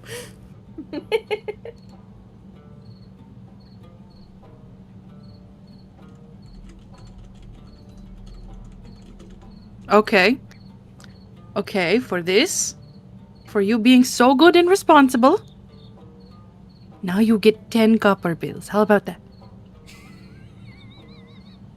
Ooh. That's more than last time. Uh-huh. Here you go.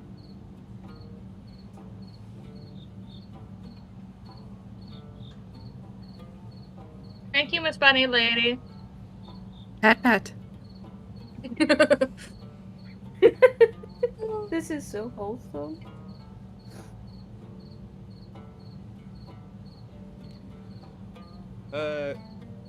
Anything else you guys are trying to do for the pit stop? Cause I mean, is there a vendor of, like, particular note around here? There's vendors for a lot of different things, for smithing. There's a vendor that's gonna give you guys uh, tips for job postings nearby. Oh, there's the job guy. There's even an elixir vendor that was thankfully sanctioned thanks to a few different events by the main man that revolutionized healing by the name of Zira.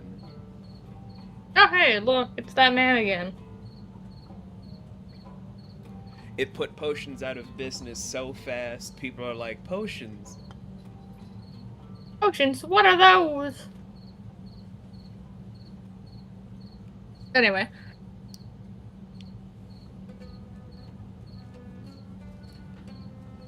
But it's up to you guys. Like, what are Emrin and Nosi doing anyway? I personally wouldn't mind dipping in between the job posting and seeing if I can get an additional piece of gear for myself from the blacksmith. Yeah. If Emrin would follow Nose. prioritizing the job posting area first would probably Yeah. be more beneficial. Alright, so here are the hinted job posts, which there are only 2 from Tetan, where the first one is that people need to get safer travels to Shaw by getting rid of the ruling beast of the trail. It's not the same as the Alpha or as any ruling creatures of their segments of the desert. Ruling beast of the trail are kind of like lesser creatures where if you guys know what you're doing, you'll be able to be fine. And that's one of the bigger ones where I will share with you what this one entails from the lister. Ooh.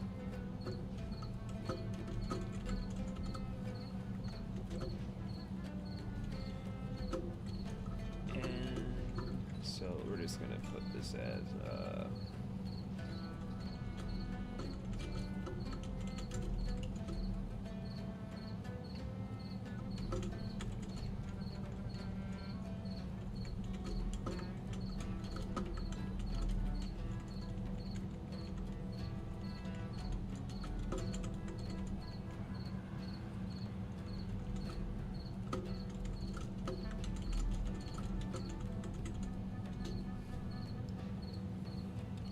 Ooh. Ooh. That's really good.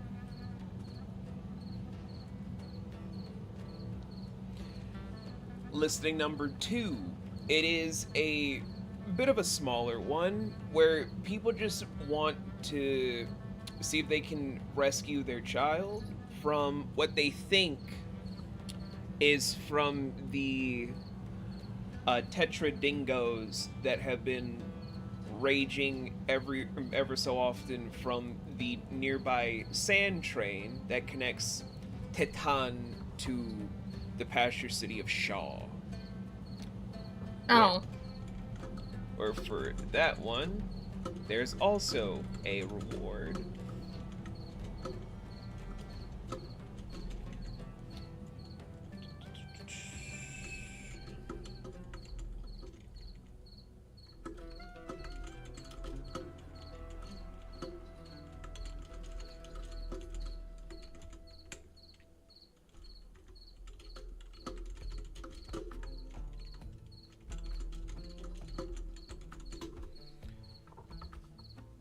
That's still not bad.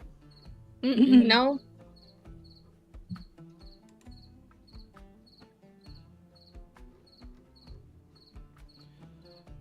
So as you guys can see, it's split up by a overall difficulty system.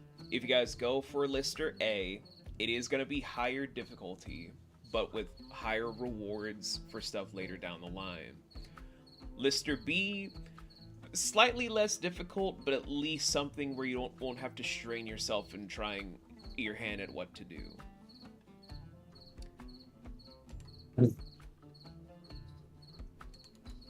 I guess it just depends. Do you want to try to be on the more difficult path, or do you want to take it easy?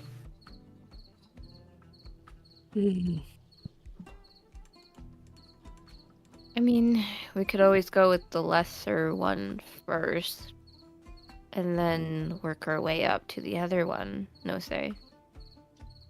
I will, as I just pull up my notebook full of just random notes and scribbles, I will take note of this. And we'll talk it over later. Because if Ashura hears about lost children, considering Yeah, how she's gonna the moment she hears about this, considering how she treats Zira, like with myself, mainly Zira though, that will settle her heart a bit. Versus some passerbys, and if we stick here a little bit longer, we could probably do both. Yeah. But I'd rather at least tackle one job and then see what else we could do. If not, maybe earn a small reputation in this town. Because if we're sticking together longer than I think we are to get this one job done, depending on how long it will take, a good reputation slowly spreading might be good. Mm-hmm. Yeah, for sure. But is there anything else at this quest place, or is it just more just to these jobs? The thing of it is, though, because unlike Isano, as you guys have grown to love and cherish for like, oh, it's the prosperous continent, it's gonna be a great thing. Alaj Nox is not Isano.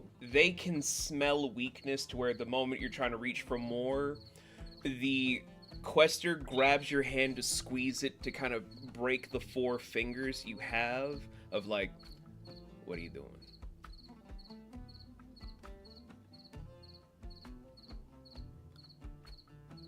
Are you trying to waste my fucking time? I can already smell off of you and you that I'll just be wasting my fucking time. These are the only 2 I'm gonna allow. Take it, leave it, or I'll break the other one. Am I understood? Yes. Now take one of these 2 and get out of my sight.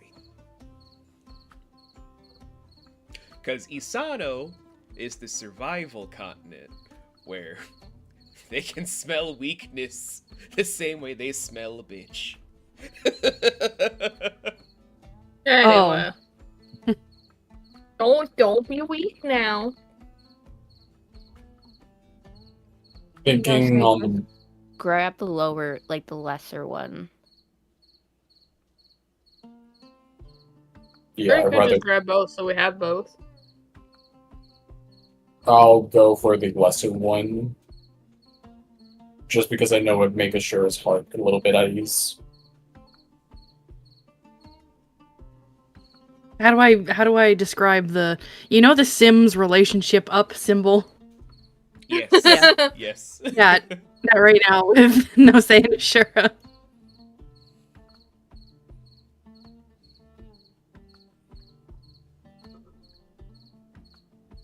I grab that and I kind of just look to Emrin. Can we get out of here? I want to stop by the blacksmith. Well, the if we're doing this. smithy. Also, we could all just meet up at the smithy. That can work. Yeah. Alright, so the smithy you guys will be meeting as they're hammering away right now, it is a female Sehmir, aka lion folk, that is just dripping with sweat with back muscles that would make anyone's knees weak if that's their thing. A glorious 8-pack where she's got a way more athletic build than anything, as her biceps and forearms are huge. Her paws are riddled with How'd I know? calluses. Her legs kind of, with the pants ripped up in places, kind of resembling burn marks all over. Her overall muzzle seems to be covered in different scars, but she has the most captivating, soft honey eyes.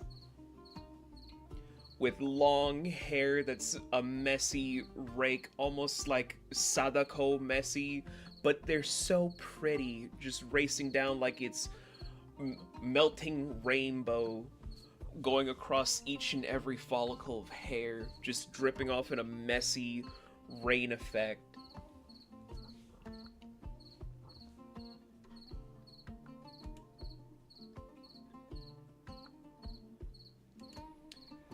Well. Hey, Mrs. Big Cat. Stops from what she's doing of a mid-swing to just swiftly spin over with just one foot.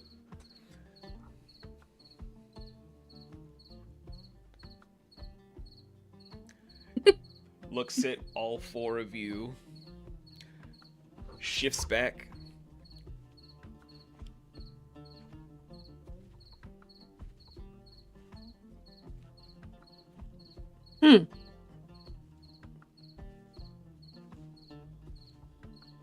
Miss Big Cat, I had a question.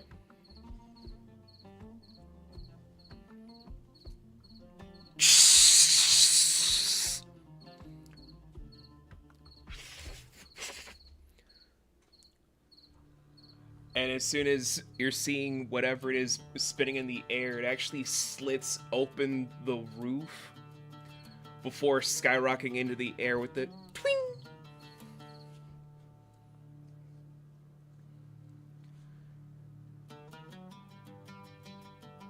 You wanted my assistance for something? Yeah.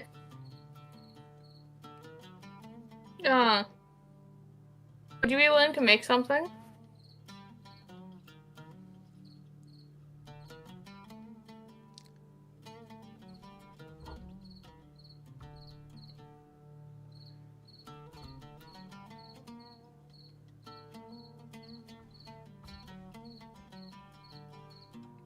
What do you think I do here? Well, I've never really seen a place like this. I don't know what you do, really.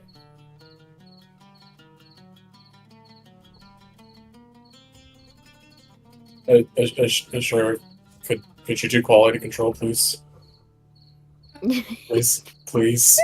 But I think I'm it's sorry, really good. cool what you're doing. Okay. Okay. Zira, What? what would you like the nice lady to do? I need something for my cat friend. Zira, Pulls out the glyph again. Ah. What is it you want? It needs to be able to go into something. Uh-huh. Talking like a harness? Oh. Or some kind of mountain gear? Bits in the background.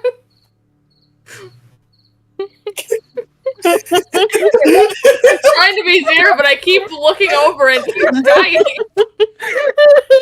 So as you guys are doing all of this, you're just hearing like the slight sound of what seems like a meteor heading straight for you before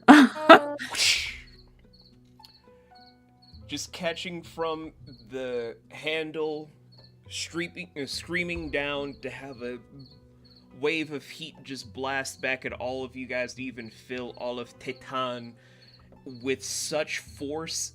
You can honestly hear a bunch of people crashing, pots blowing up into smithereens, people just screaming, "Ah, my eyes!" as she's just barehanded holding an unfinished weapon in her hand.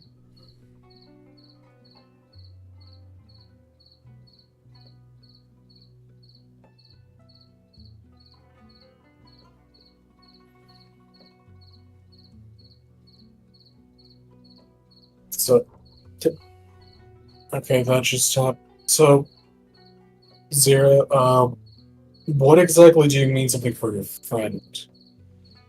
Like, what specifically do you need? You can't really go off. Not much.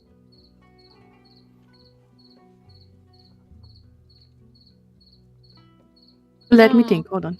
Is it like... Okay, look out the window. Okay.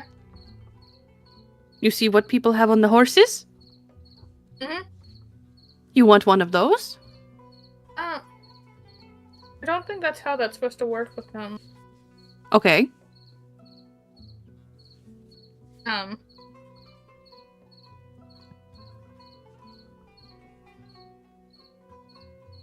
Zira's gonna hold up like one of their claws, like, and shake it because they don't know what to call it.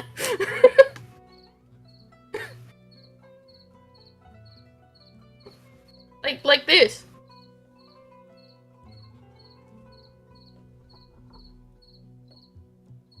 I'm lost. I... Is there an example of it in here?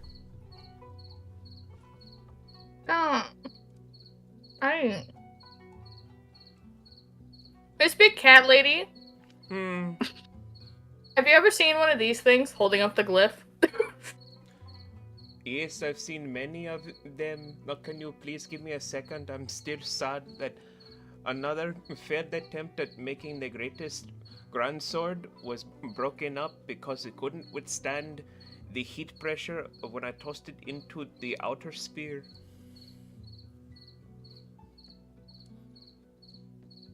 Maybe you need to coat it in something. I've tried 33 different coatings. It never worked.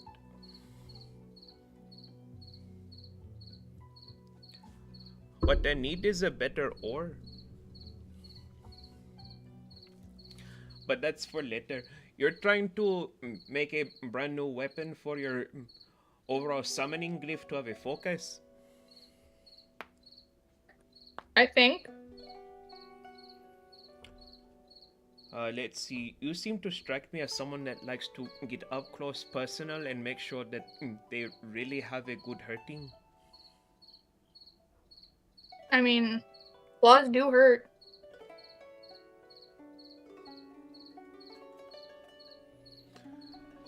I could use a small break from anything complicated. Just takes the glyph, dumps her hand, not into a cooling pot of water, but just straight into a vat of magma. Of course. So what brings you all to Titan?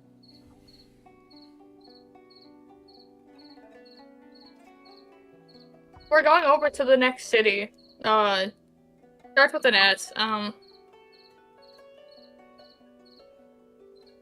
We're going to Shah. Or you're going to Shah. That is very nice this time of year. It's early spring. You're able to do a lot more things. Although you should probably avoid the oasis towns. I heard there was a huge attack during what was it? Fireworks Day in the oasis town of Marimo. Really? Surprised we haven't heard about that yet. Yes, there was, and as she's pulling her arm out to showcase that there is a lot of skin and fur missing all the way down from the forearm to pull out the glyph in what seems to be a double-edged sword that can be folded up into a singular sword. Ooh. There was a slight problem where agents from the coterie of the White Roses apparently attacked. It was a very sad day. It seemed as if there were over 40,000 people that died in an oasis town that can hold 630.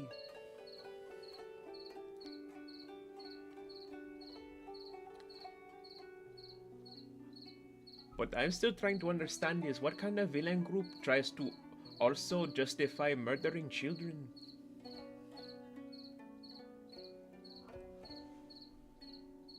There is no justification. Much. No, they'd get along with my parents. Zira, we need to talk about your past. Speaking about children, holds up the poster for Ashura. I thought, considering how you've been taking care of him, you might be interested in this. This doesn't pay a lot, but more than I imagine you would prefer this over whatever ruling these trail thing is. She's gonna take it and look it over, and then immediately like, okay. Okay. Oh, I should probably tell you what that giant dolphin said. What? Yeah, I talked to the dolphin. You can do that. Yeah. It's really Okay, easy. Zira, you're gonna have to tell us a lot about yourself faster. Oh. Well, it seemed like you were preoccupied with things, so I don't want to interrupt. Okay, I can't even follow you. Let's actually consider it. But about the trail, we should be really careful. There's something strong out there. Comes in a gale, I think. And we can't be weak. God. Hey, twin. Hmm. I want to roll a check for that little riddle. Okay. That'll be intuition. I was just Okay. role-playing what the Smithy was doing in the background. You're good. Because you guys That's now it, get 20? the- Yes? Not a nat 20, but a 20. Okay. So, with a dirty 20, first raise it by 1. You're able to deduce that it is referring to what you probably heard your dad tell you stories about when you were roughly 7 years old. And he's just like, well, as you can probably see, when you're trying to go through Alashnox, there are a few different dangers here and there. A few of them would also include this very interesting creature, as he's in this memory that you have presenting a book of the most detailed drawings of things where I know the exact image I've already described for it in my mind, but instead I'm just going to go Mimi and be basically, it's like if a chocobo and an emu had a child together, where it has 4 legs where 2 of them are conjoined on both ends. It has the most illustriously long wings, a neck half as long as a brachiosaur, with the smallest face but the most twisted beak. It is So it's derpy as hell. It is known as a Gale Roadrunner.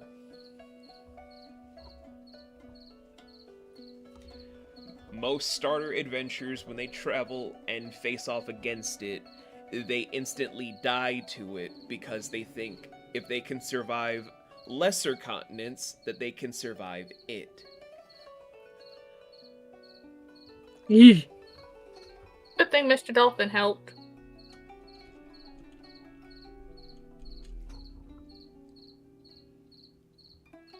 Oh boy. What? I don't like that reaction. Not good. Not good. Like, What the fish said about the thing. It's not a fish. Semantics aside, Not a fish. It's a mammal, like you are. I don't want to think about that. Do you think we can handle it if we come across it? Just don't be weak. If we do, be very careful. We were told what to do. Don't be weak, and it won't bother us. Won't be weak. Make sure we have plenty of food. We have plenty of food. We should Also, probably we should stop. probably switch to traveling at night. Would make some sense. Mm-hmm. But we should probably stop wasting this, spend this time and start putting in more proper orders. Oh, you're finally done talking? I wanted to give this small one this. It's a short sword. I'll add it to your sheet later, Jay. Don't worry. Yep. The short sword actually, when you hold it, the blade itself glows almost like at the bottom violet that then slowly grows into dark blue. At the very tip, it then radiates the dark green aura that is the hunter, spewing out to then have it radiate around the blade, where when you get to another level, you'll be able to hear the cries and even the roars or whatever sound that emits of the beast that you tame and carry with you to summon at any time.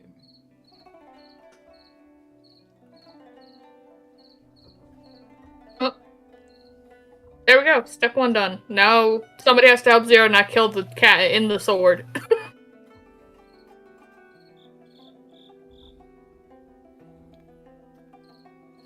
Oh. Anyway, Thank you, Mrs. Big Cat. you're very welcome, smart child. Now, do you want candy? Oh, please. Okay. She then digs through her damaged pockets to give you a candy necklace. It's all rock Hey. candy as a necklace. Zira's gonna put it on, start sucking on it. I have a nephew that's Nice. just as tall as you are right now, and he loves rock candy. It's very good. I've never had it before. Looks out to Ashura. Your husband is very interesting to give you a bundle of joy like this. Husband?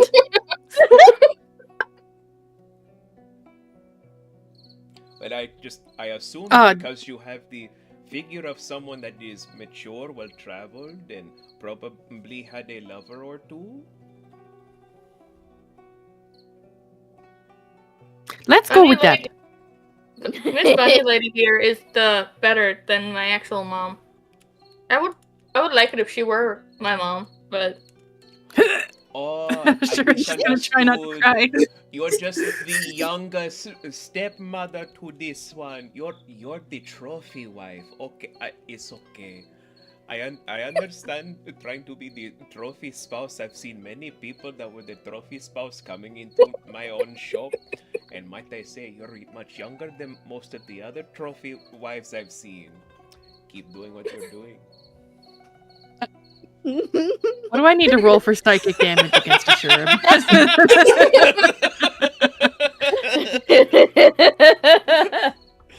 oh, This lady, I had to. It was right there. this It lady was don't right know the there. circumstances. She's just like, okay, probably just the She's trophy like, based on the way this kid talking, I'ma assume.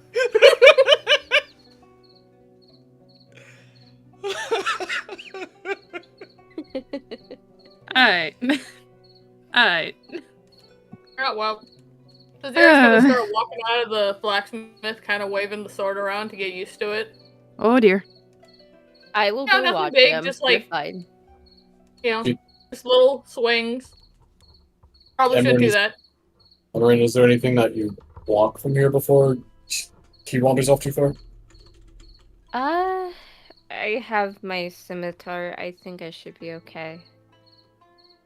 Okay, I think he's getting too close to I'll strike out. Emrin's gonna just go after Zira to supervise.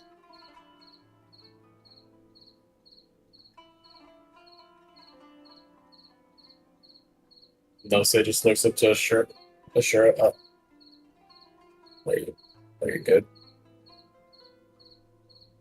I will be. Is there You're anything? not prepared for that. Is I- there anything? No, I don't need anything. Okay. You, as he turns to the shopkeeper, you wouldn't happen to have something light, not someone that pretty bad with weapons could use for close quarters, do you?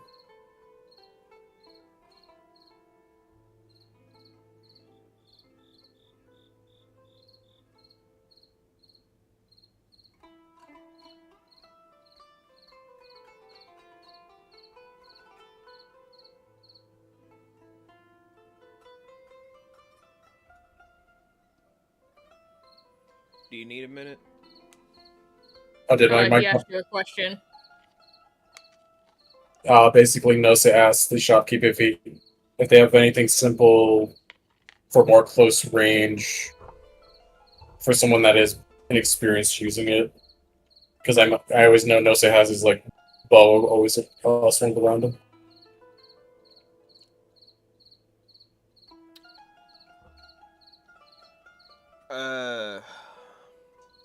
Gee, that is quite a big ask.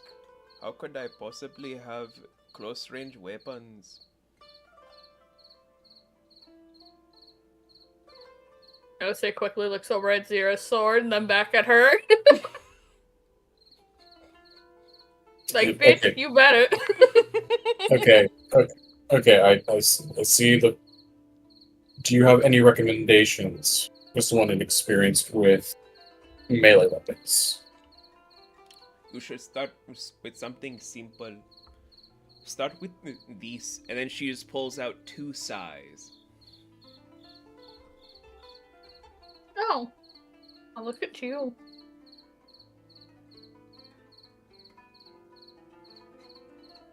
You would reach for them just to kind of feel their weight. What's your muscle at right now?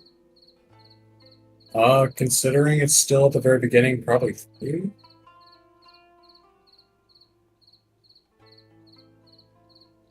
Yeah, muscle is still at 3.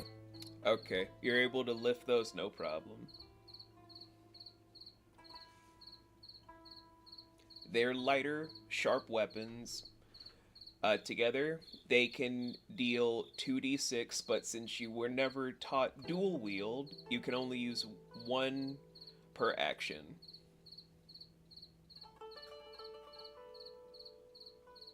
Though, Yeah, that's if you fine. ask Emrin, she could technically teach you because she knows.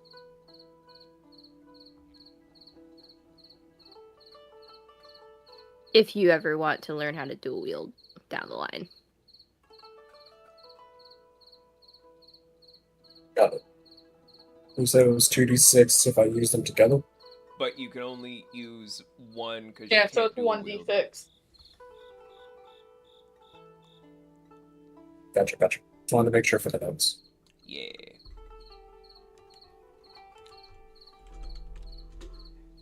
And in case you are just like, so define psi. Because I know a lot of people are like, I don't really keep up with weapons. What are psi?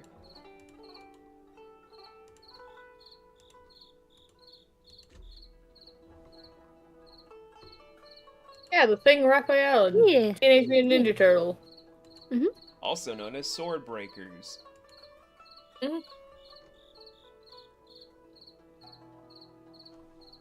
There we go. Now we got new weapons.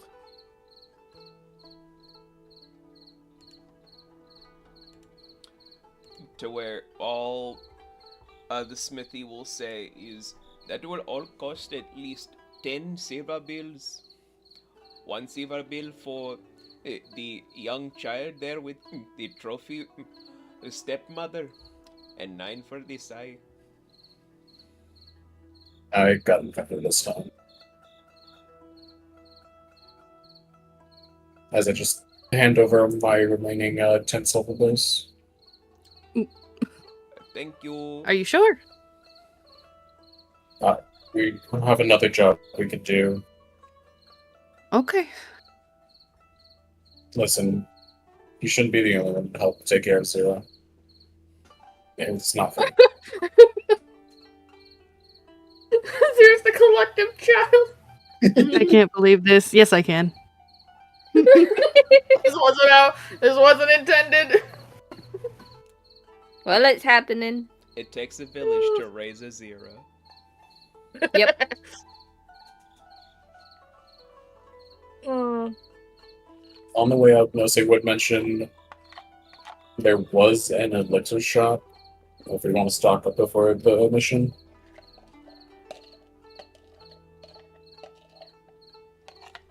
Because I know, mainly speaking for myself, I'm an Eastern. I go down, I'm basically done for. That's kind of why I wanted at least something. As he just stares down at the shoe size. I was not expecting to get done that.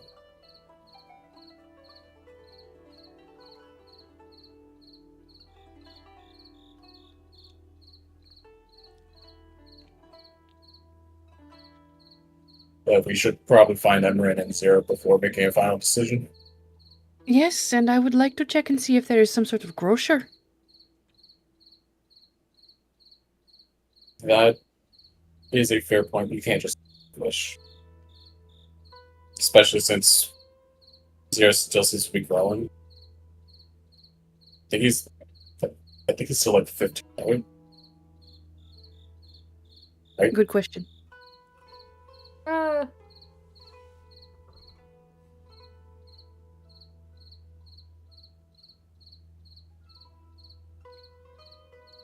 Safi, is there a grocery store?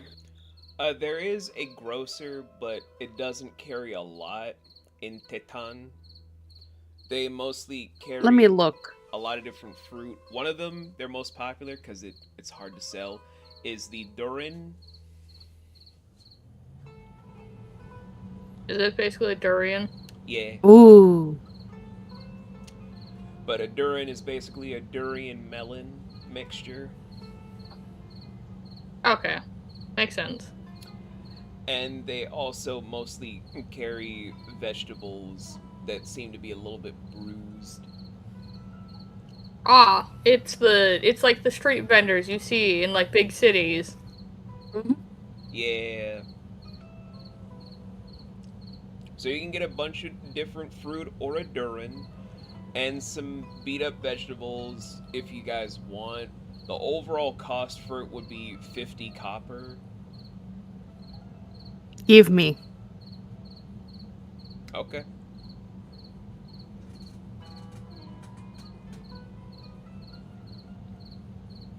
At the very least, all the fruits and vegetables might take some cent off the fish. Don't remind me about the fish. I'm That's right. sorry. I'm sorry. I'm just saying over table. But the sun has fully set and the temperature is dropping drastically all the way down to a sweltering 52 degrees.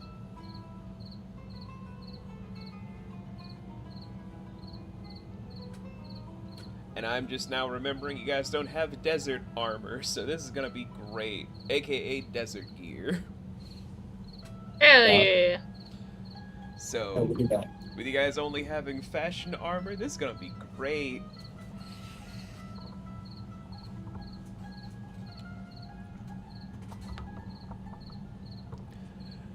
So, Did we still want to do? yes. I was gonna say, do we still want to do the elixir shop if it's still open, or did we just want to head out?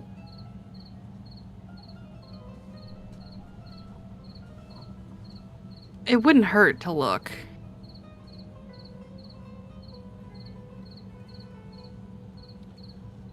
would it still be open as night approaches, at least, or is it closed for the evening? It's open. They only sell one thing though. Oh no. Mm-hmm. Let me just dig through because we haven't used this one in so long. Oh, is it the base or healing? It's only one thing. Just one thing for sale here. Is it even The healing, singular thing. or is it something so out of the way we would not expect it? Oh, Jay had it on the money. It's just let me. Yeah, it's the really early healing elixir. Oh shit, damn. Aha! I'm like, you know what? If he's only selling one thing and we're early game, yeah, it's the small healing elixir. It's better than nothing, if anything. I mean, it is better than nothing, especially with how low our health is right now. But it all depends on how much you're trying to sell it for. Alright, well, you can figure that one out, because Zira's still swinging the sword around.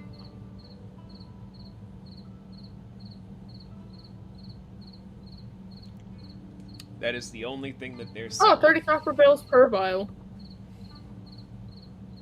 How many should I get? That's. I will at least buy one for myself. That'll put me down to at least 5 copper. If I go down, I'd rather feel like I at least have something for myself, versus just being something you guys can just take care of. I'll buy 4.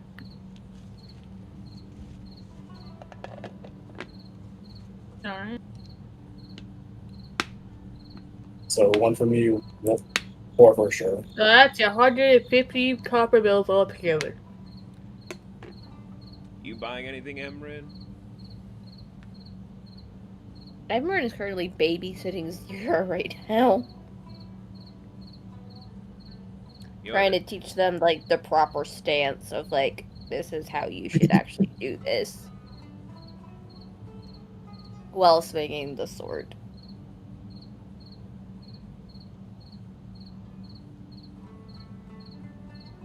You know what? That's fair. That is fair.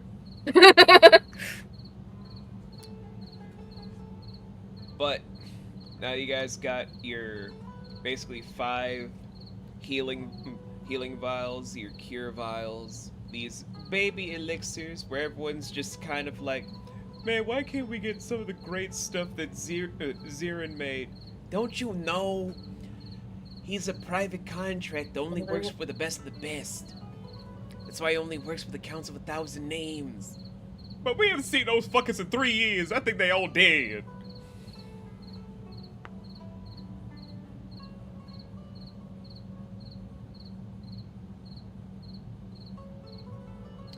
No one knows where they are, so everyone's just like, them motherfuckers is dead.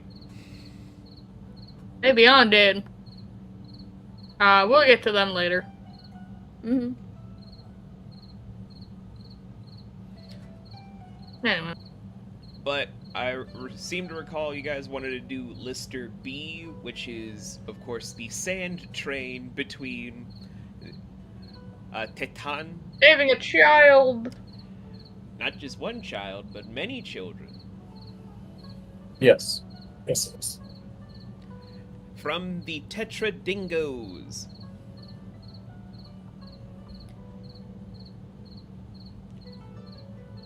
The Tetra Coyotes' more angular cousins.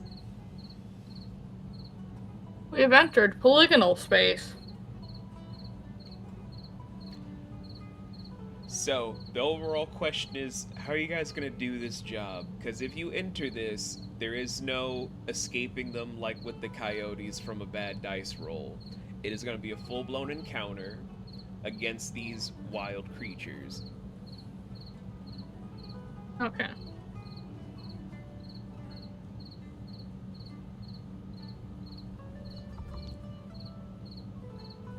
So, before going willy-nilly, how you guys want to do this?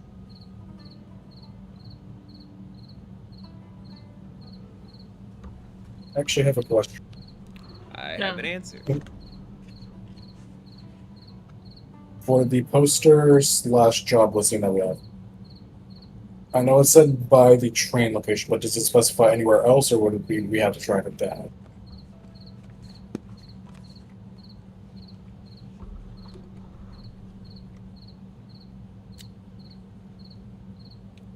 Had chicken in my mouth. Main thing. Oh no. I'm sorry, Ash. Not your fault.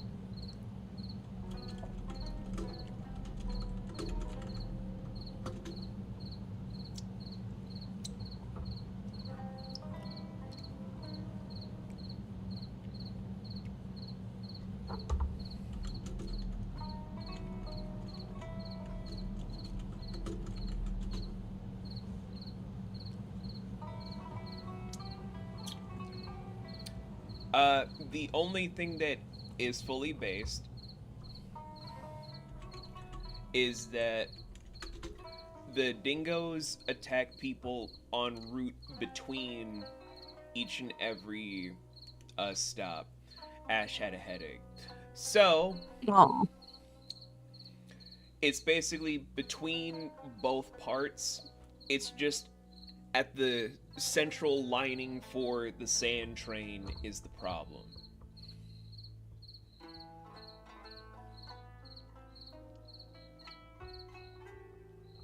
Okay.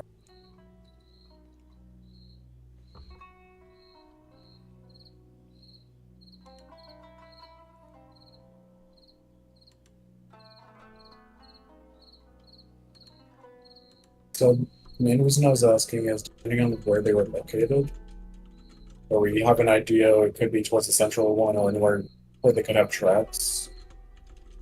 We could use some of our talents in order to try and increase them by, again, stalking out where these dingoes are located and possibly get maybe a surprise round on them.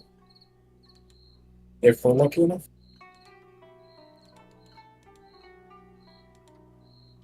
But that's just my idea. If anyone else has inputs.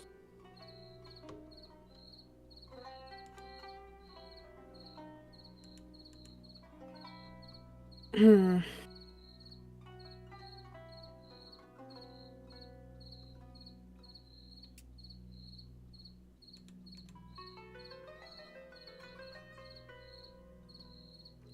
And you said it was attacking them between stops, right? Between Titan and Mhm. the pasture city, the entire train rail that goes through, it's just a simple horizontal line that they've constructed that bridges the two. The line is where it's the open field for the dingoes, because the trains are more open. The way that tetra creatures work is that they can shift their molecules to seep through any sort of crevice, however big or however small, because their density can shift. After all, they're desert monsters. And they can do whatever. They can reduce their size, they can increase their size. But the fact that they're stealing children could mean a lot of different things, could mean a lot of different altercations altogether.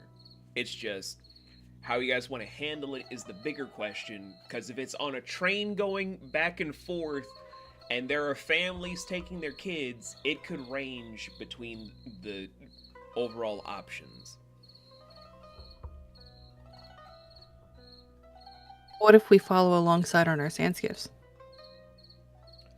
Following along on the sand gliders isn't a bad option. It just also leaves open the question of how you guys would do things, because you don't have your desert gear, so your natural armor is your only defense.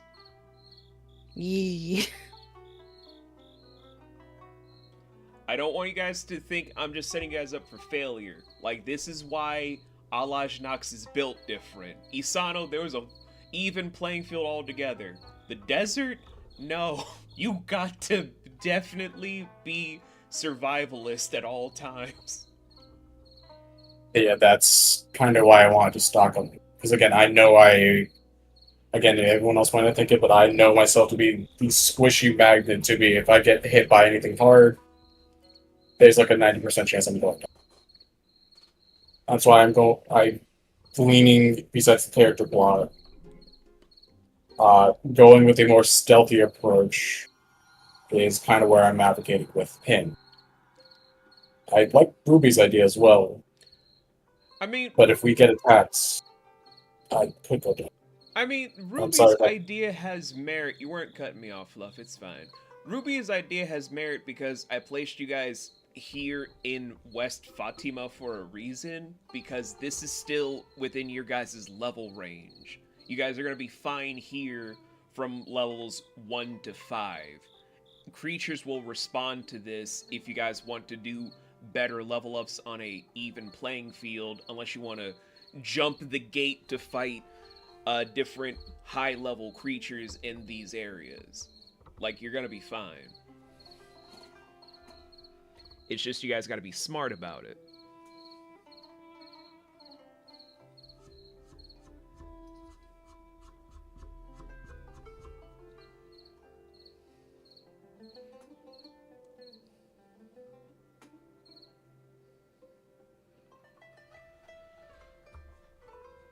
But what's the game plan, though? Fluff, run yours by me again. My idea was to try and find their tracks. Okay. I imagine mainly leaning towards either Nose's natural talents, Ashura's natural gifts of going through the desert, or mainly Zira's communication through animals / hunting animals through their own talents. So also possibly increase our own talent scores or skill scores. Because the sooner we get those up, the better we are in future circumstances. We might be the side plot, but there will be days where we will interject with the other team, and the better scores we have then, and the sooner we have our talents up, and the better off we are before those situations happen. Also, So I we apologize could- for being checked out for most of that conversation because there was a fly in my room. Oh. No, you're good with that, okay? What if But Me with my What if damn we can cricket somehow and you with combine the that two? Fly, Jay. What is with insects today? Flies are common in my room. that is more fair. Yeah, we could, technically could. I would say take a more cautious approach versus just going willy-nilly, like, instead of surfing right up to the train, kind of like how some others do, we use it at a distance. And if I remember correctly, you mentioned, and this is something that we brought up, Ashura has a more high sense of hearing than most of us Yes. at the current moment, so we could probably have you be a more conscience for words. We could probably have you be more at the ready to try and listen out for, instead of the train's usual ambience, the sounds of either children in distress, or rhythmic running, because those bitches run in rhythms. probably a mix of both. They're canine-based creatures. Yeah, so if we do a mix of both, because I know, like, again, over table, sure, the moment Shura hears kids in danger, Buddy Mama mode is going to activate. You're right. But again, we don't need you immediately running in, because that would put you in danger and probably won't help the kids anytime soon. It might distract the creatures from getting one or two of them, or whatever amount, but we also don't know how large this possible pack is, considering what we ran into earlier. As like a small tease for this. Because dingoes, like any other hound-based creatures, run in packs. So if we are able to whittle down the packs on the way there, because again, if I'm able to use my fucking bow at a distance, Finally. there's a chance I can do something. But if we can like whittle the pack as we go, that might help in the overall fight if we don't get into a fight during said traffic. Yeah. Okay. So I think we have a game plan of So pick off Try- the pack. picking off the pack, but also traveling a bit of distance if there's a train nearby or near the trails to, again, hunt them down. And if there's any scavengers or stragglers, take them down and follow their tracks back before the sand's removed. Does that sound good, teacher? Yeah. All right. Do we want to wait for Ash to be here before we actually execute this plan? I'm not opposed to it because the more bodies we have and the more ideas we have thrown about. Strength in numbers? I mean, Yeah. you guys don't need all 4, but if you want to. Oh think god, it's- Vince, you've cursed me. Oh, there's a fucking cricket outside my room.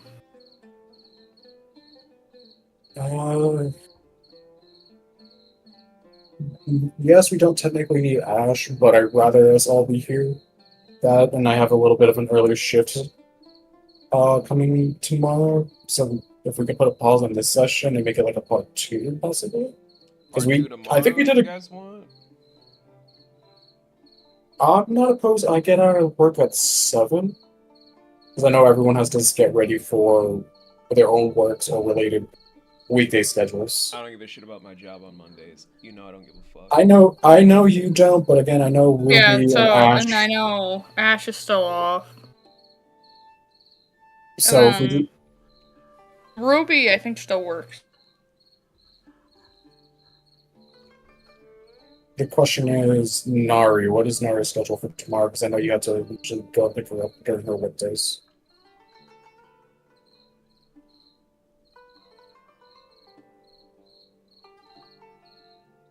Wooby? I think Ruby died.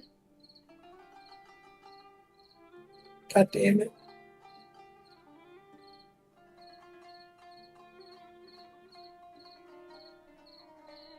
Either that or Nari called him away. Which is more than fair.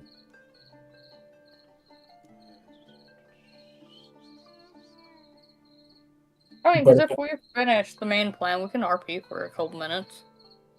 Yeah. Further flesh out the characters and all.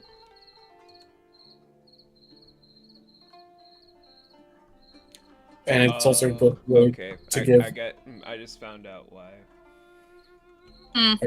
everything okay. Yeah, don't worry about it. Ruby will explain later. Okay. Alright. I guess it's just you and me, Jay. Oh, well, bro.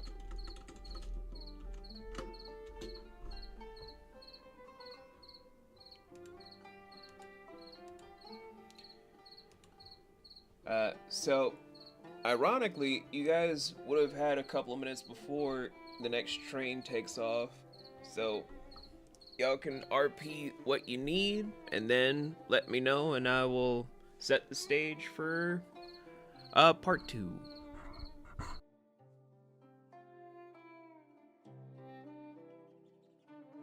We can say for brevity, Mira and Ashura, again, probably double checking and doing whatever they need for this part of the plan.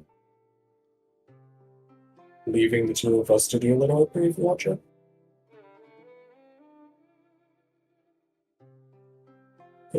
If you want.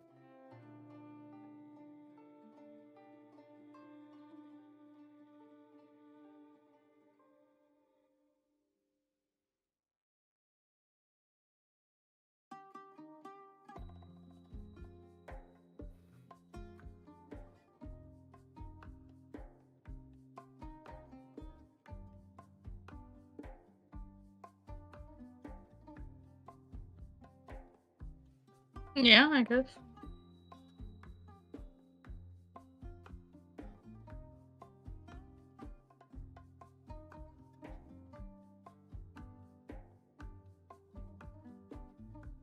Fuck, I'm back.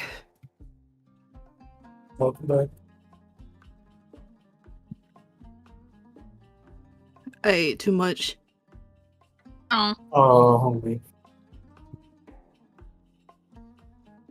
You good? For now, I think. Okay. Just take it easy on yourself, okay? Yeah, I got some water. It's okay. Okay. But we've settled on the plan, Okay. and we have a couple minutes before we technically have to follow. Or we can follow the train that's about to pass by. Okay. So we were just given a few minutes to RP, and I think Jay and I got stumped. Well, no, I just, Okay. But anyway. Okay. Hey, Mr. Weird Wing Guy. Yeah. How do you put a sword away?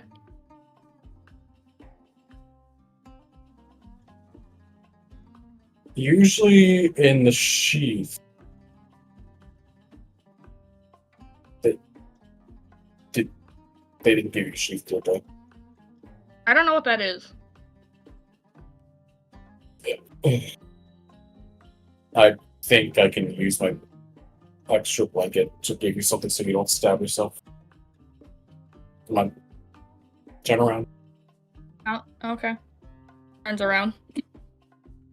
Nose pulls his bag down, pulls out probably his last clean sheet, and then slowly just attempts to make a pseudo sheath slash. At least something for Zira of a sash to go around him. That way he doesn't accidentally cut himself. It's not perfect. It might take a minute or two for him to get it paid. But then he just kind of helps you get adjusted to whether you want it on your back or on your side, whatever the weight feels better for you. Yeah. It'd probably be on his back.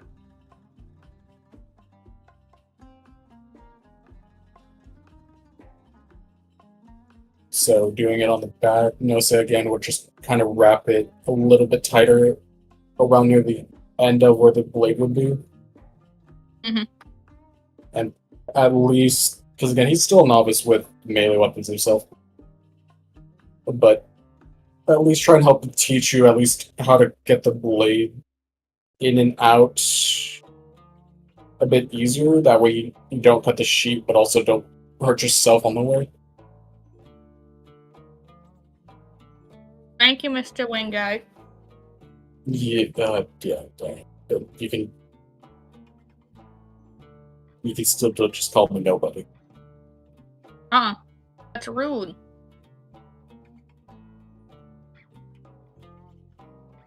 Hey, you could call me. I think Emrin called me Nosa earlier.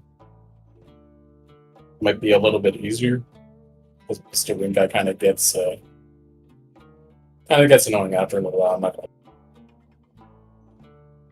But it's easier to recognize you. Check it. But just make sure you bend forward a little bit or adjust your legs. That way you can get the weapon out easier. Getting it from your back isn't really too easy of a common style. At least not unless you have one of the more modern magnetic sheaths. That's a lot.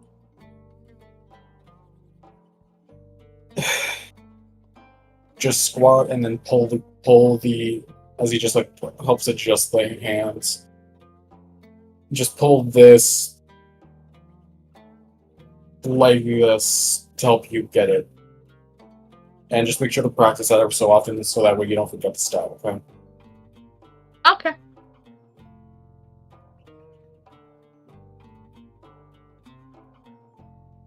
Sure, are you all ready to go with Emlyn?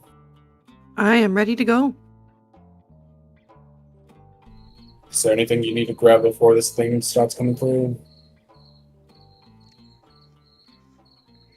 I think I've got everything I need, yeah. Okay, sorry, I'm just a Fluff, little pumped. you're fine. Okay.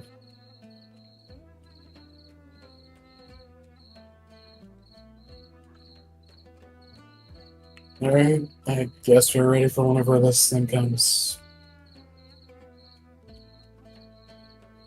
The moment you say that aloud, is where you're hearing the train horn just reverberate loudly for everyone that's finished boarding for today's takeoff.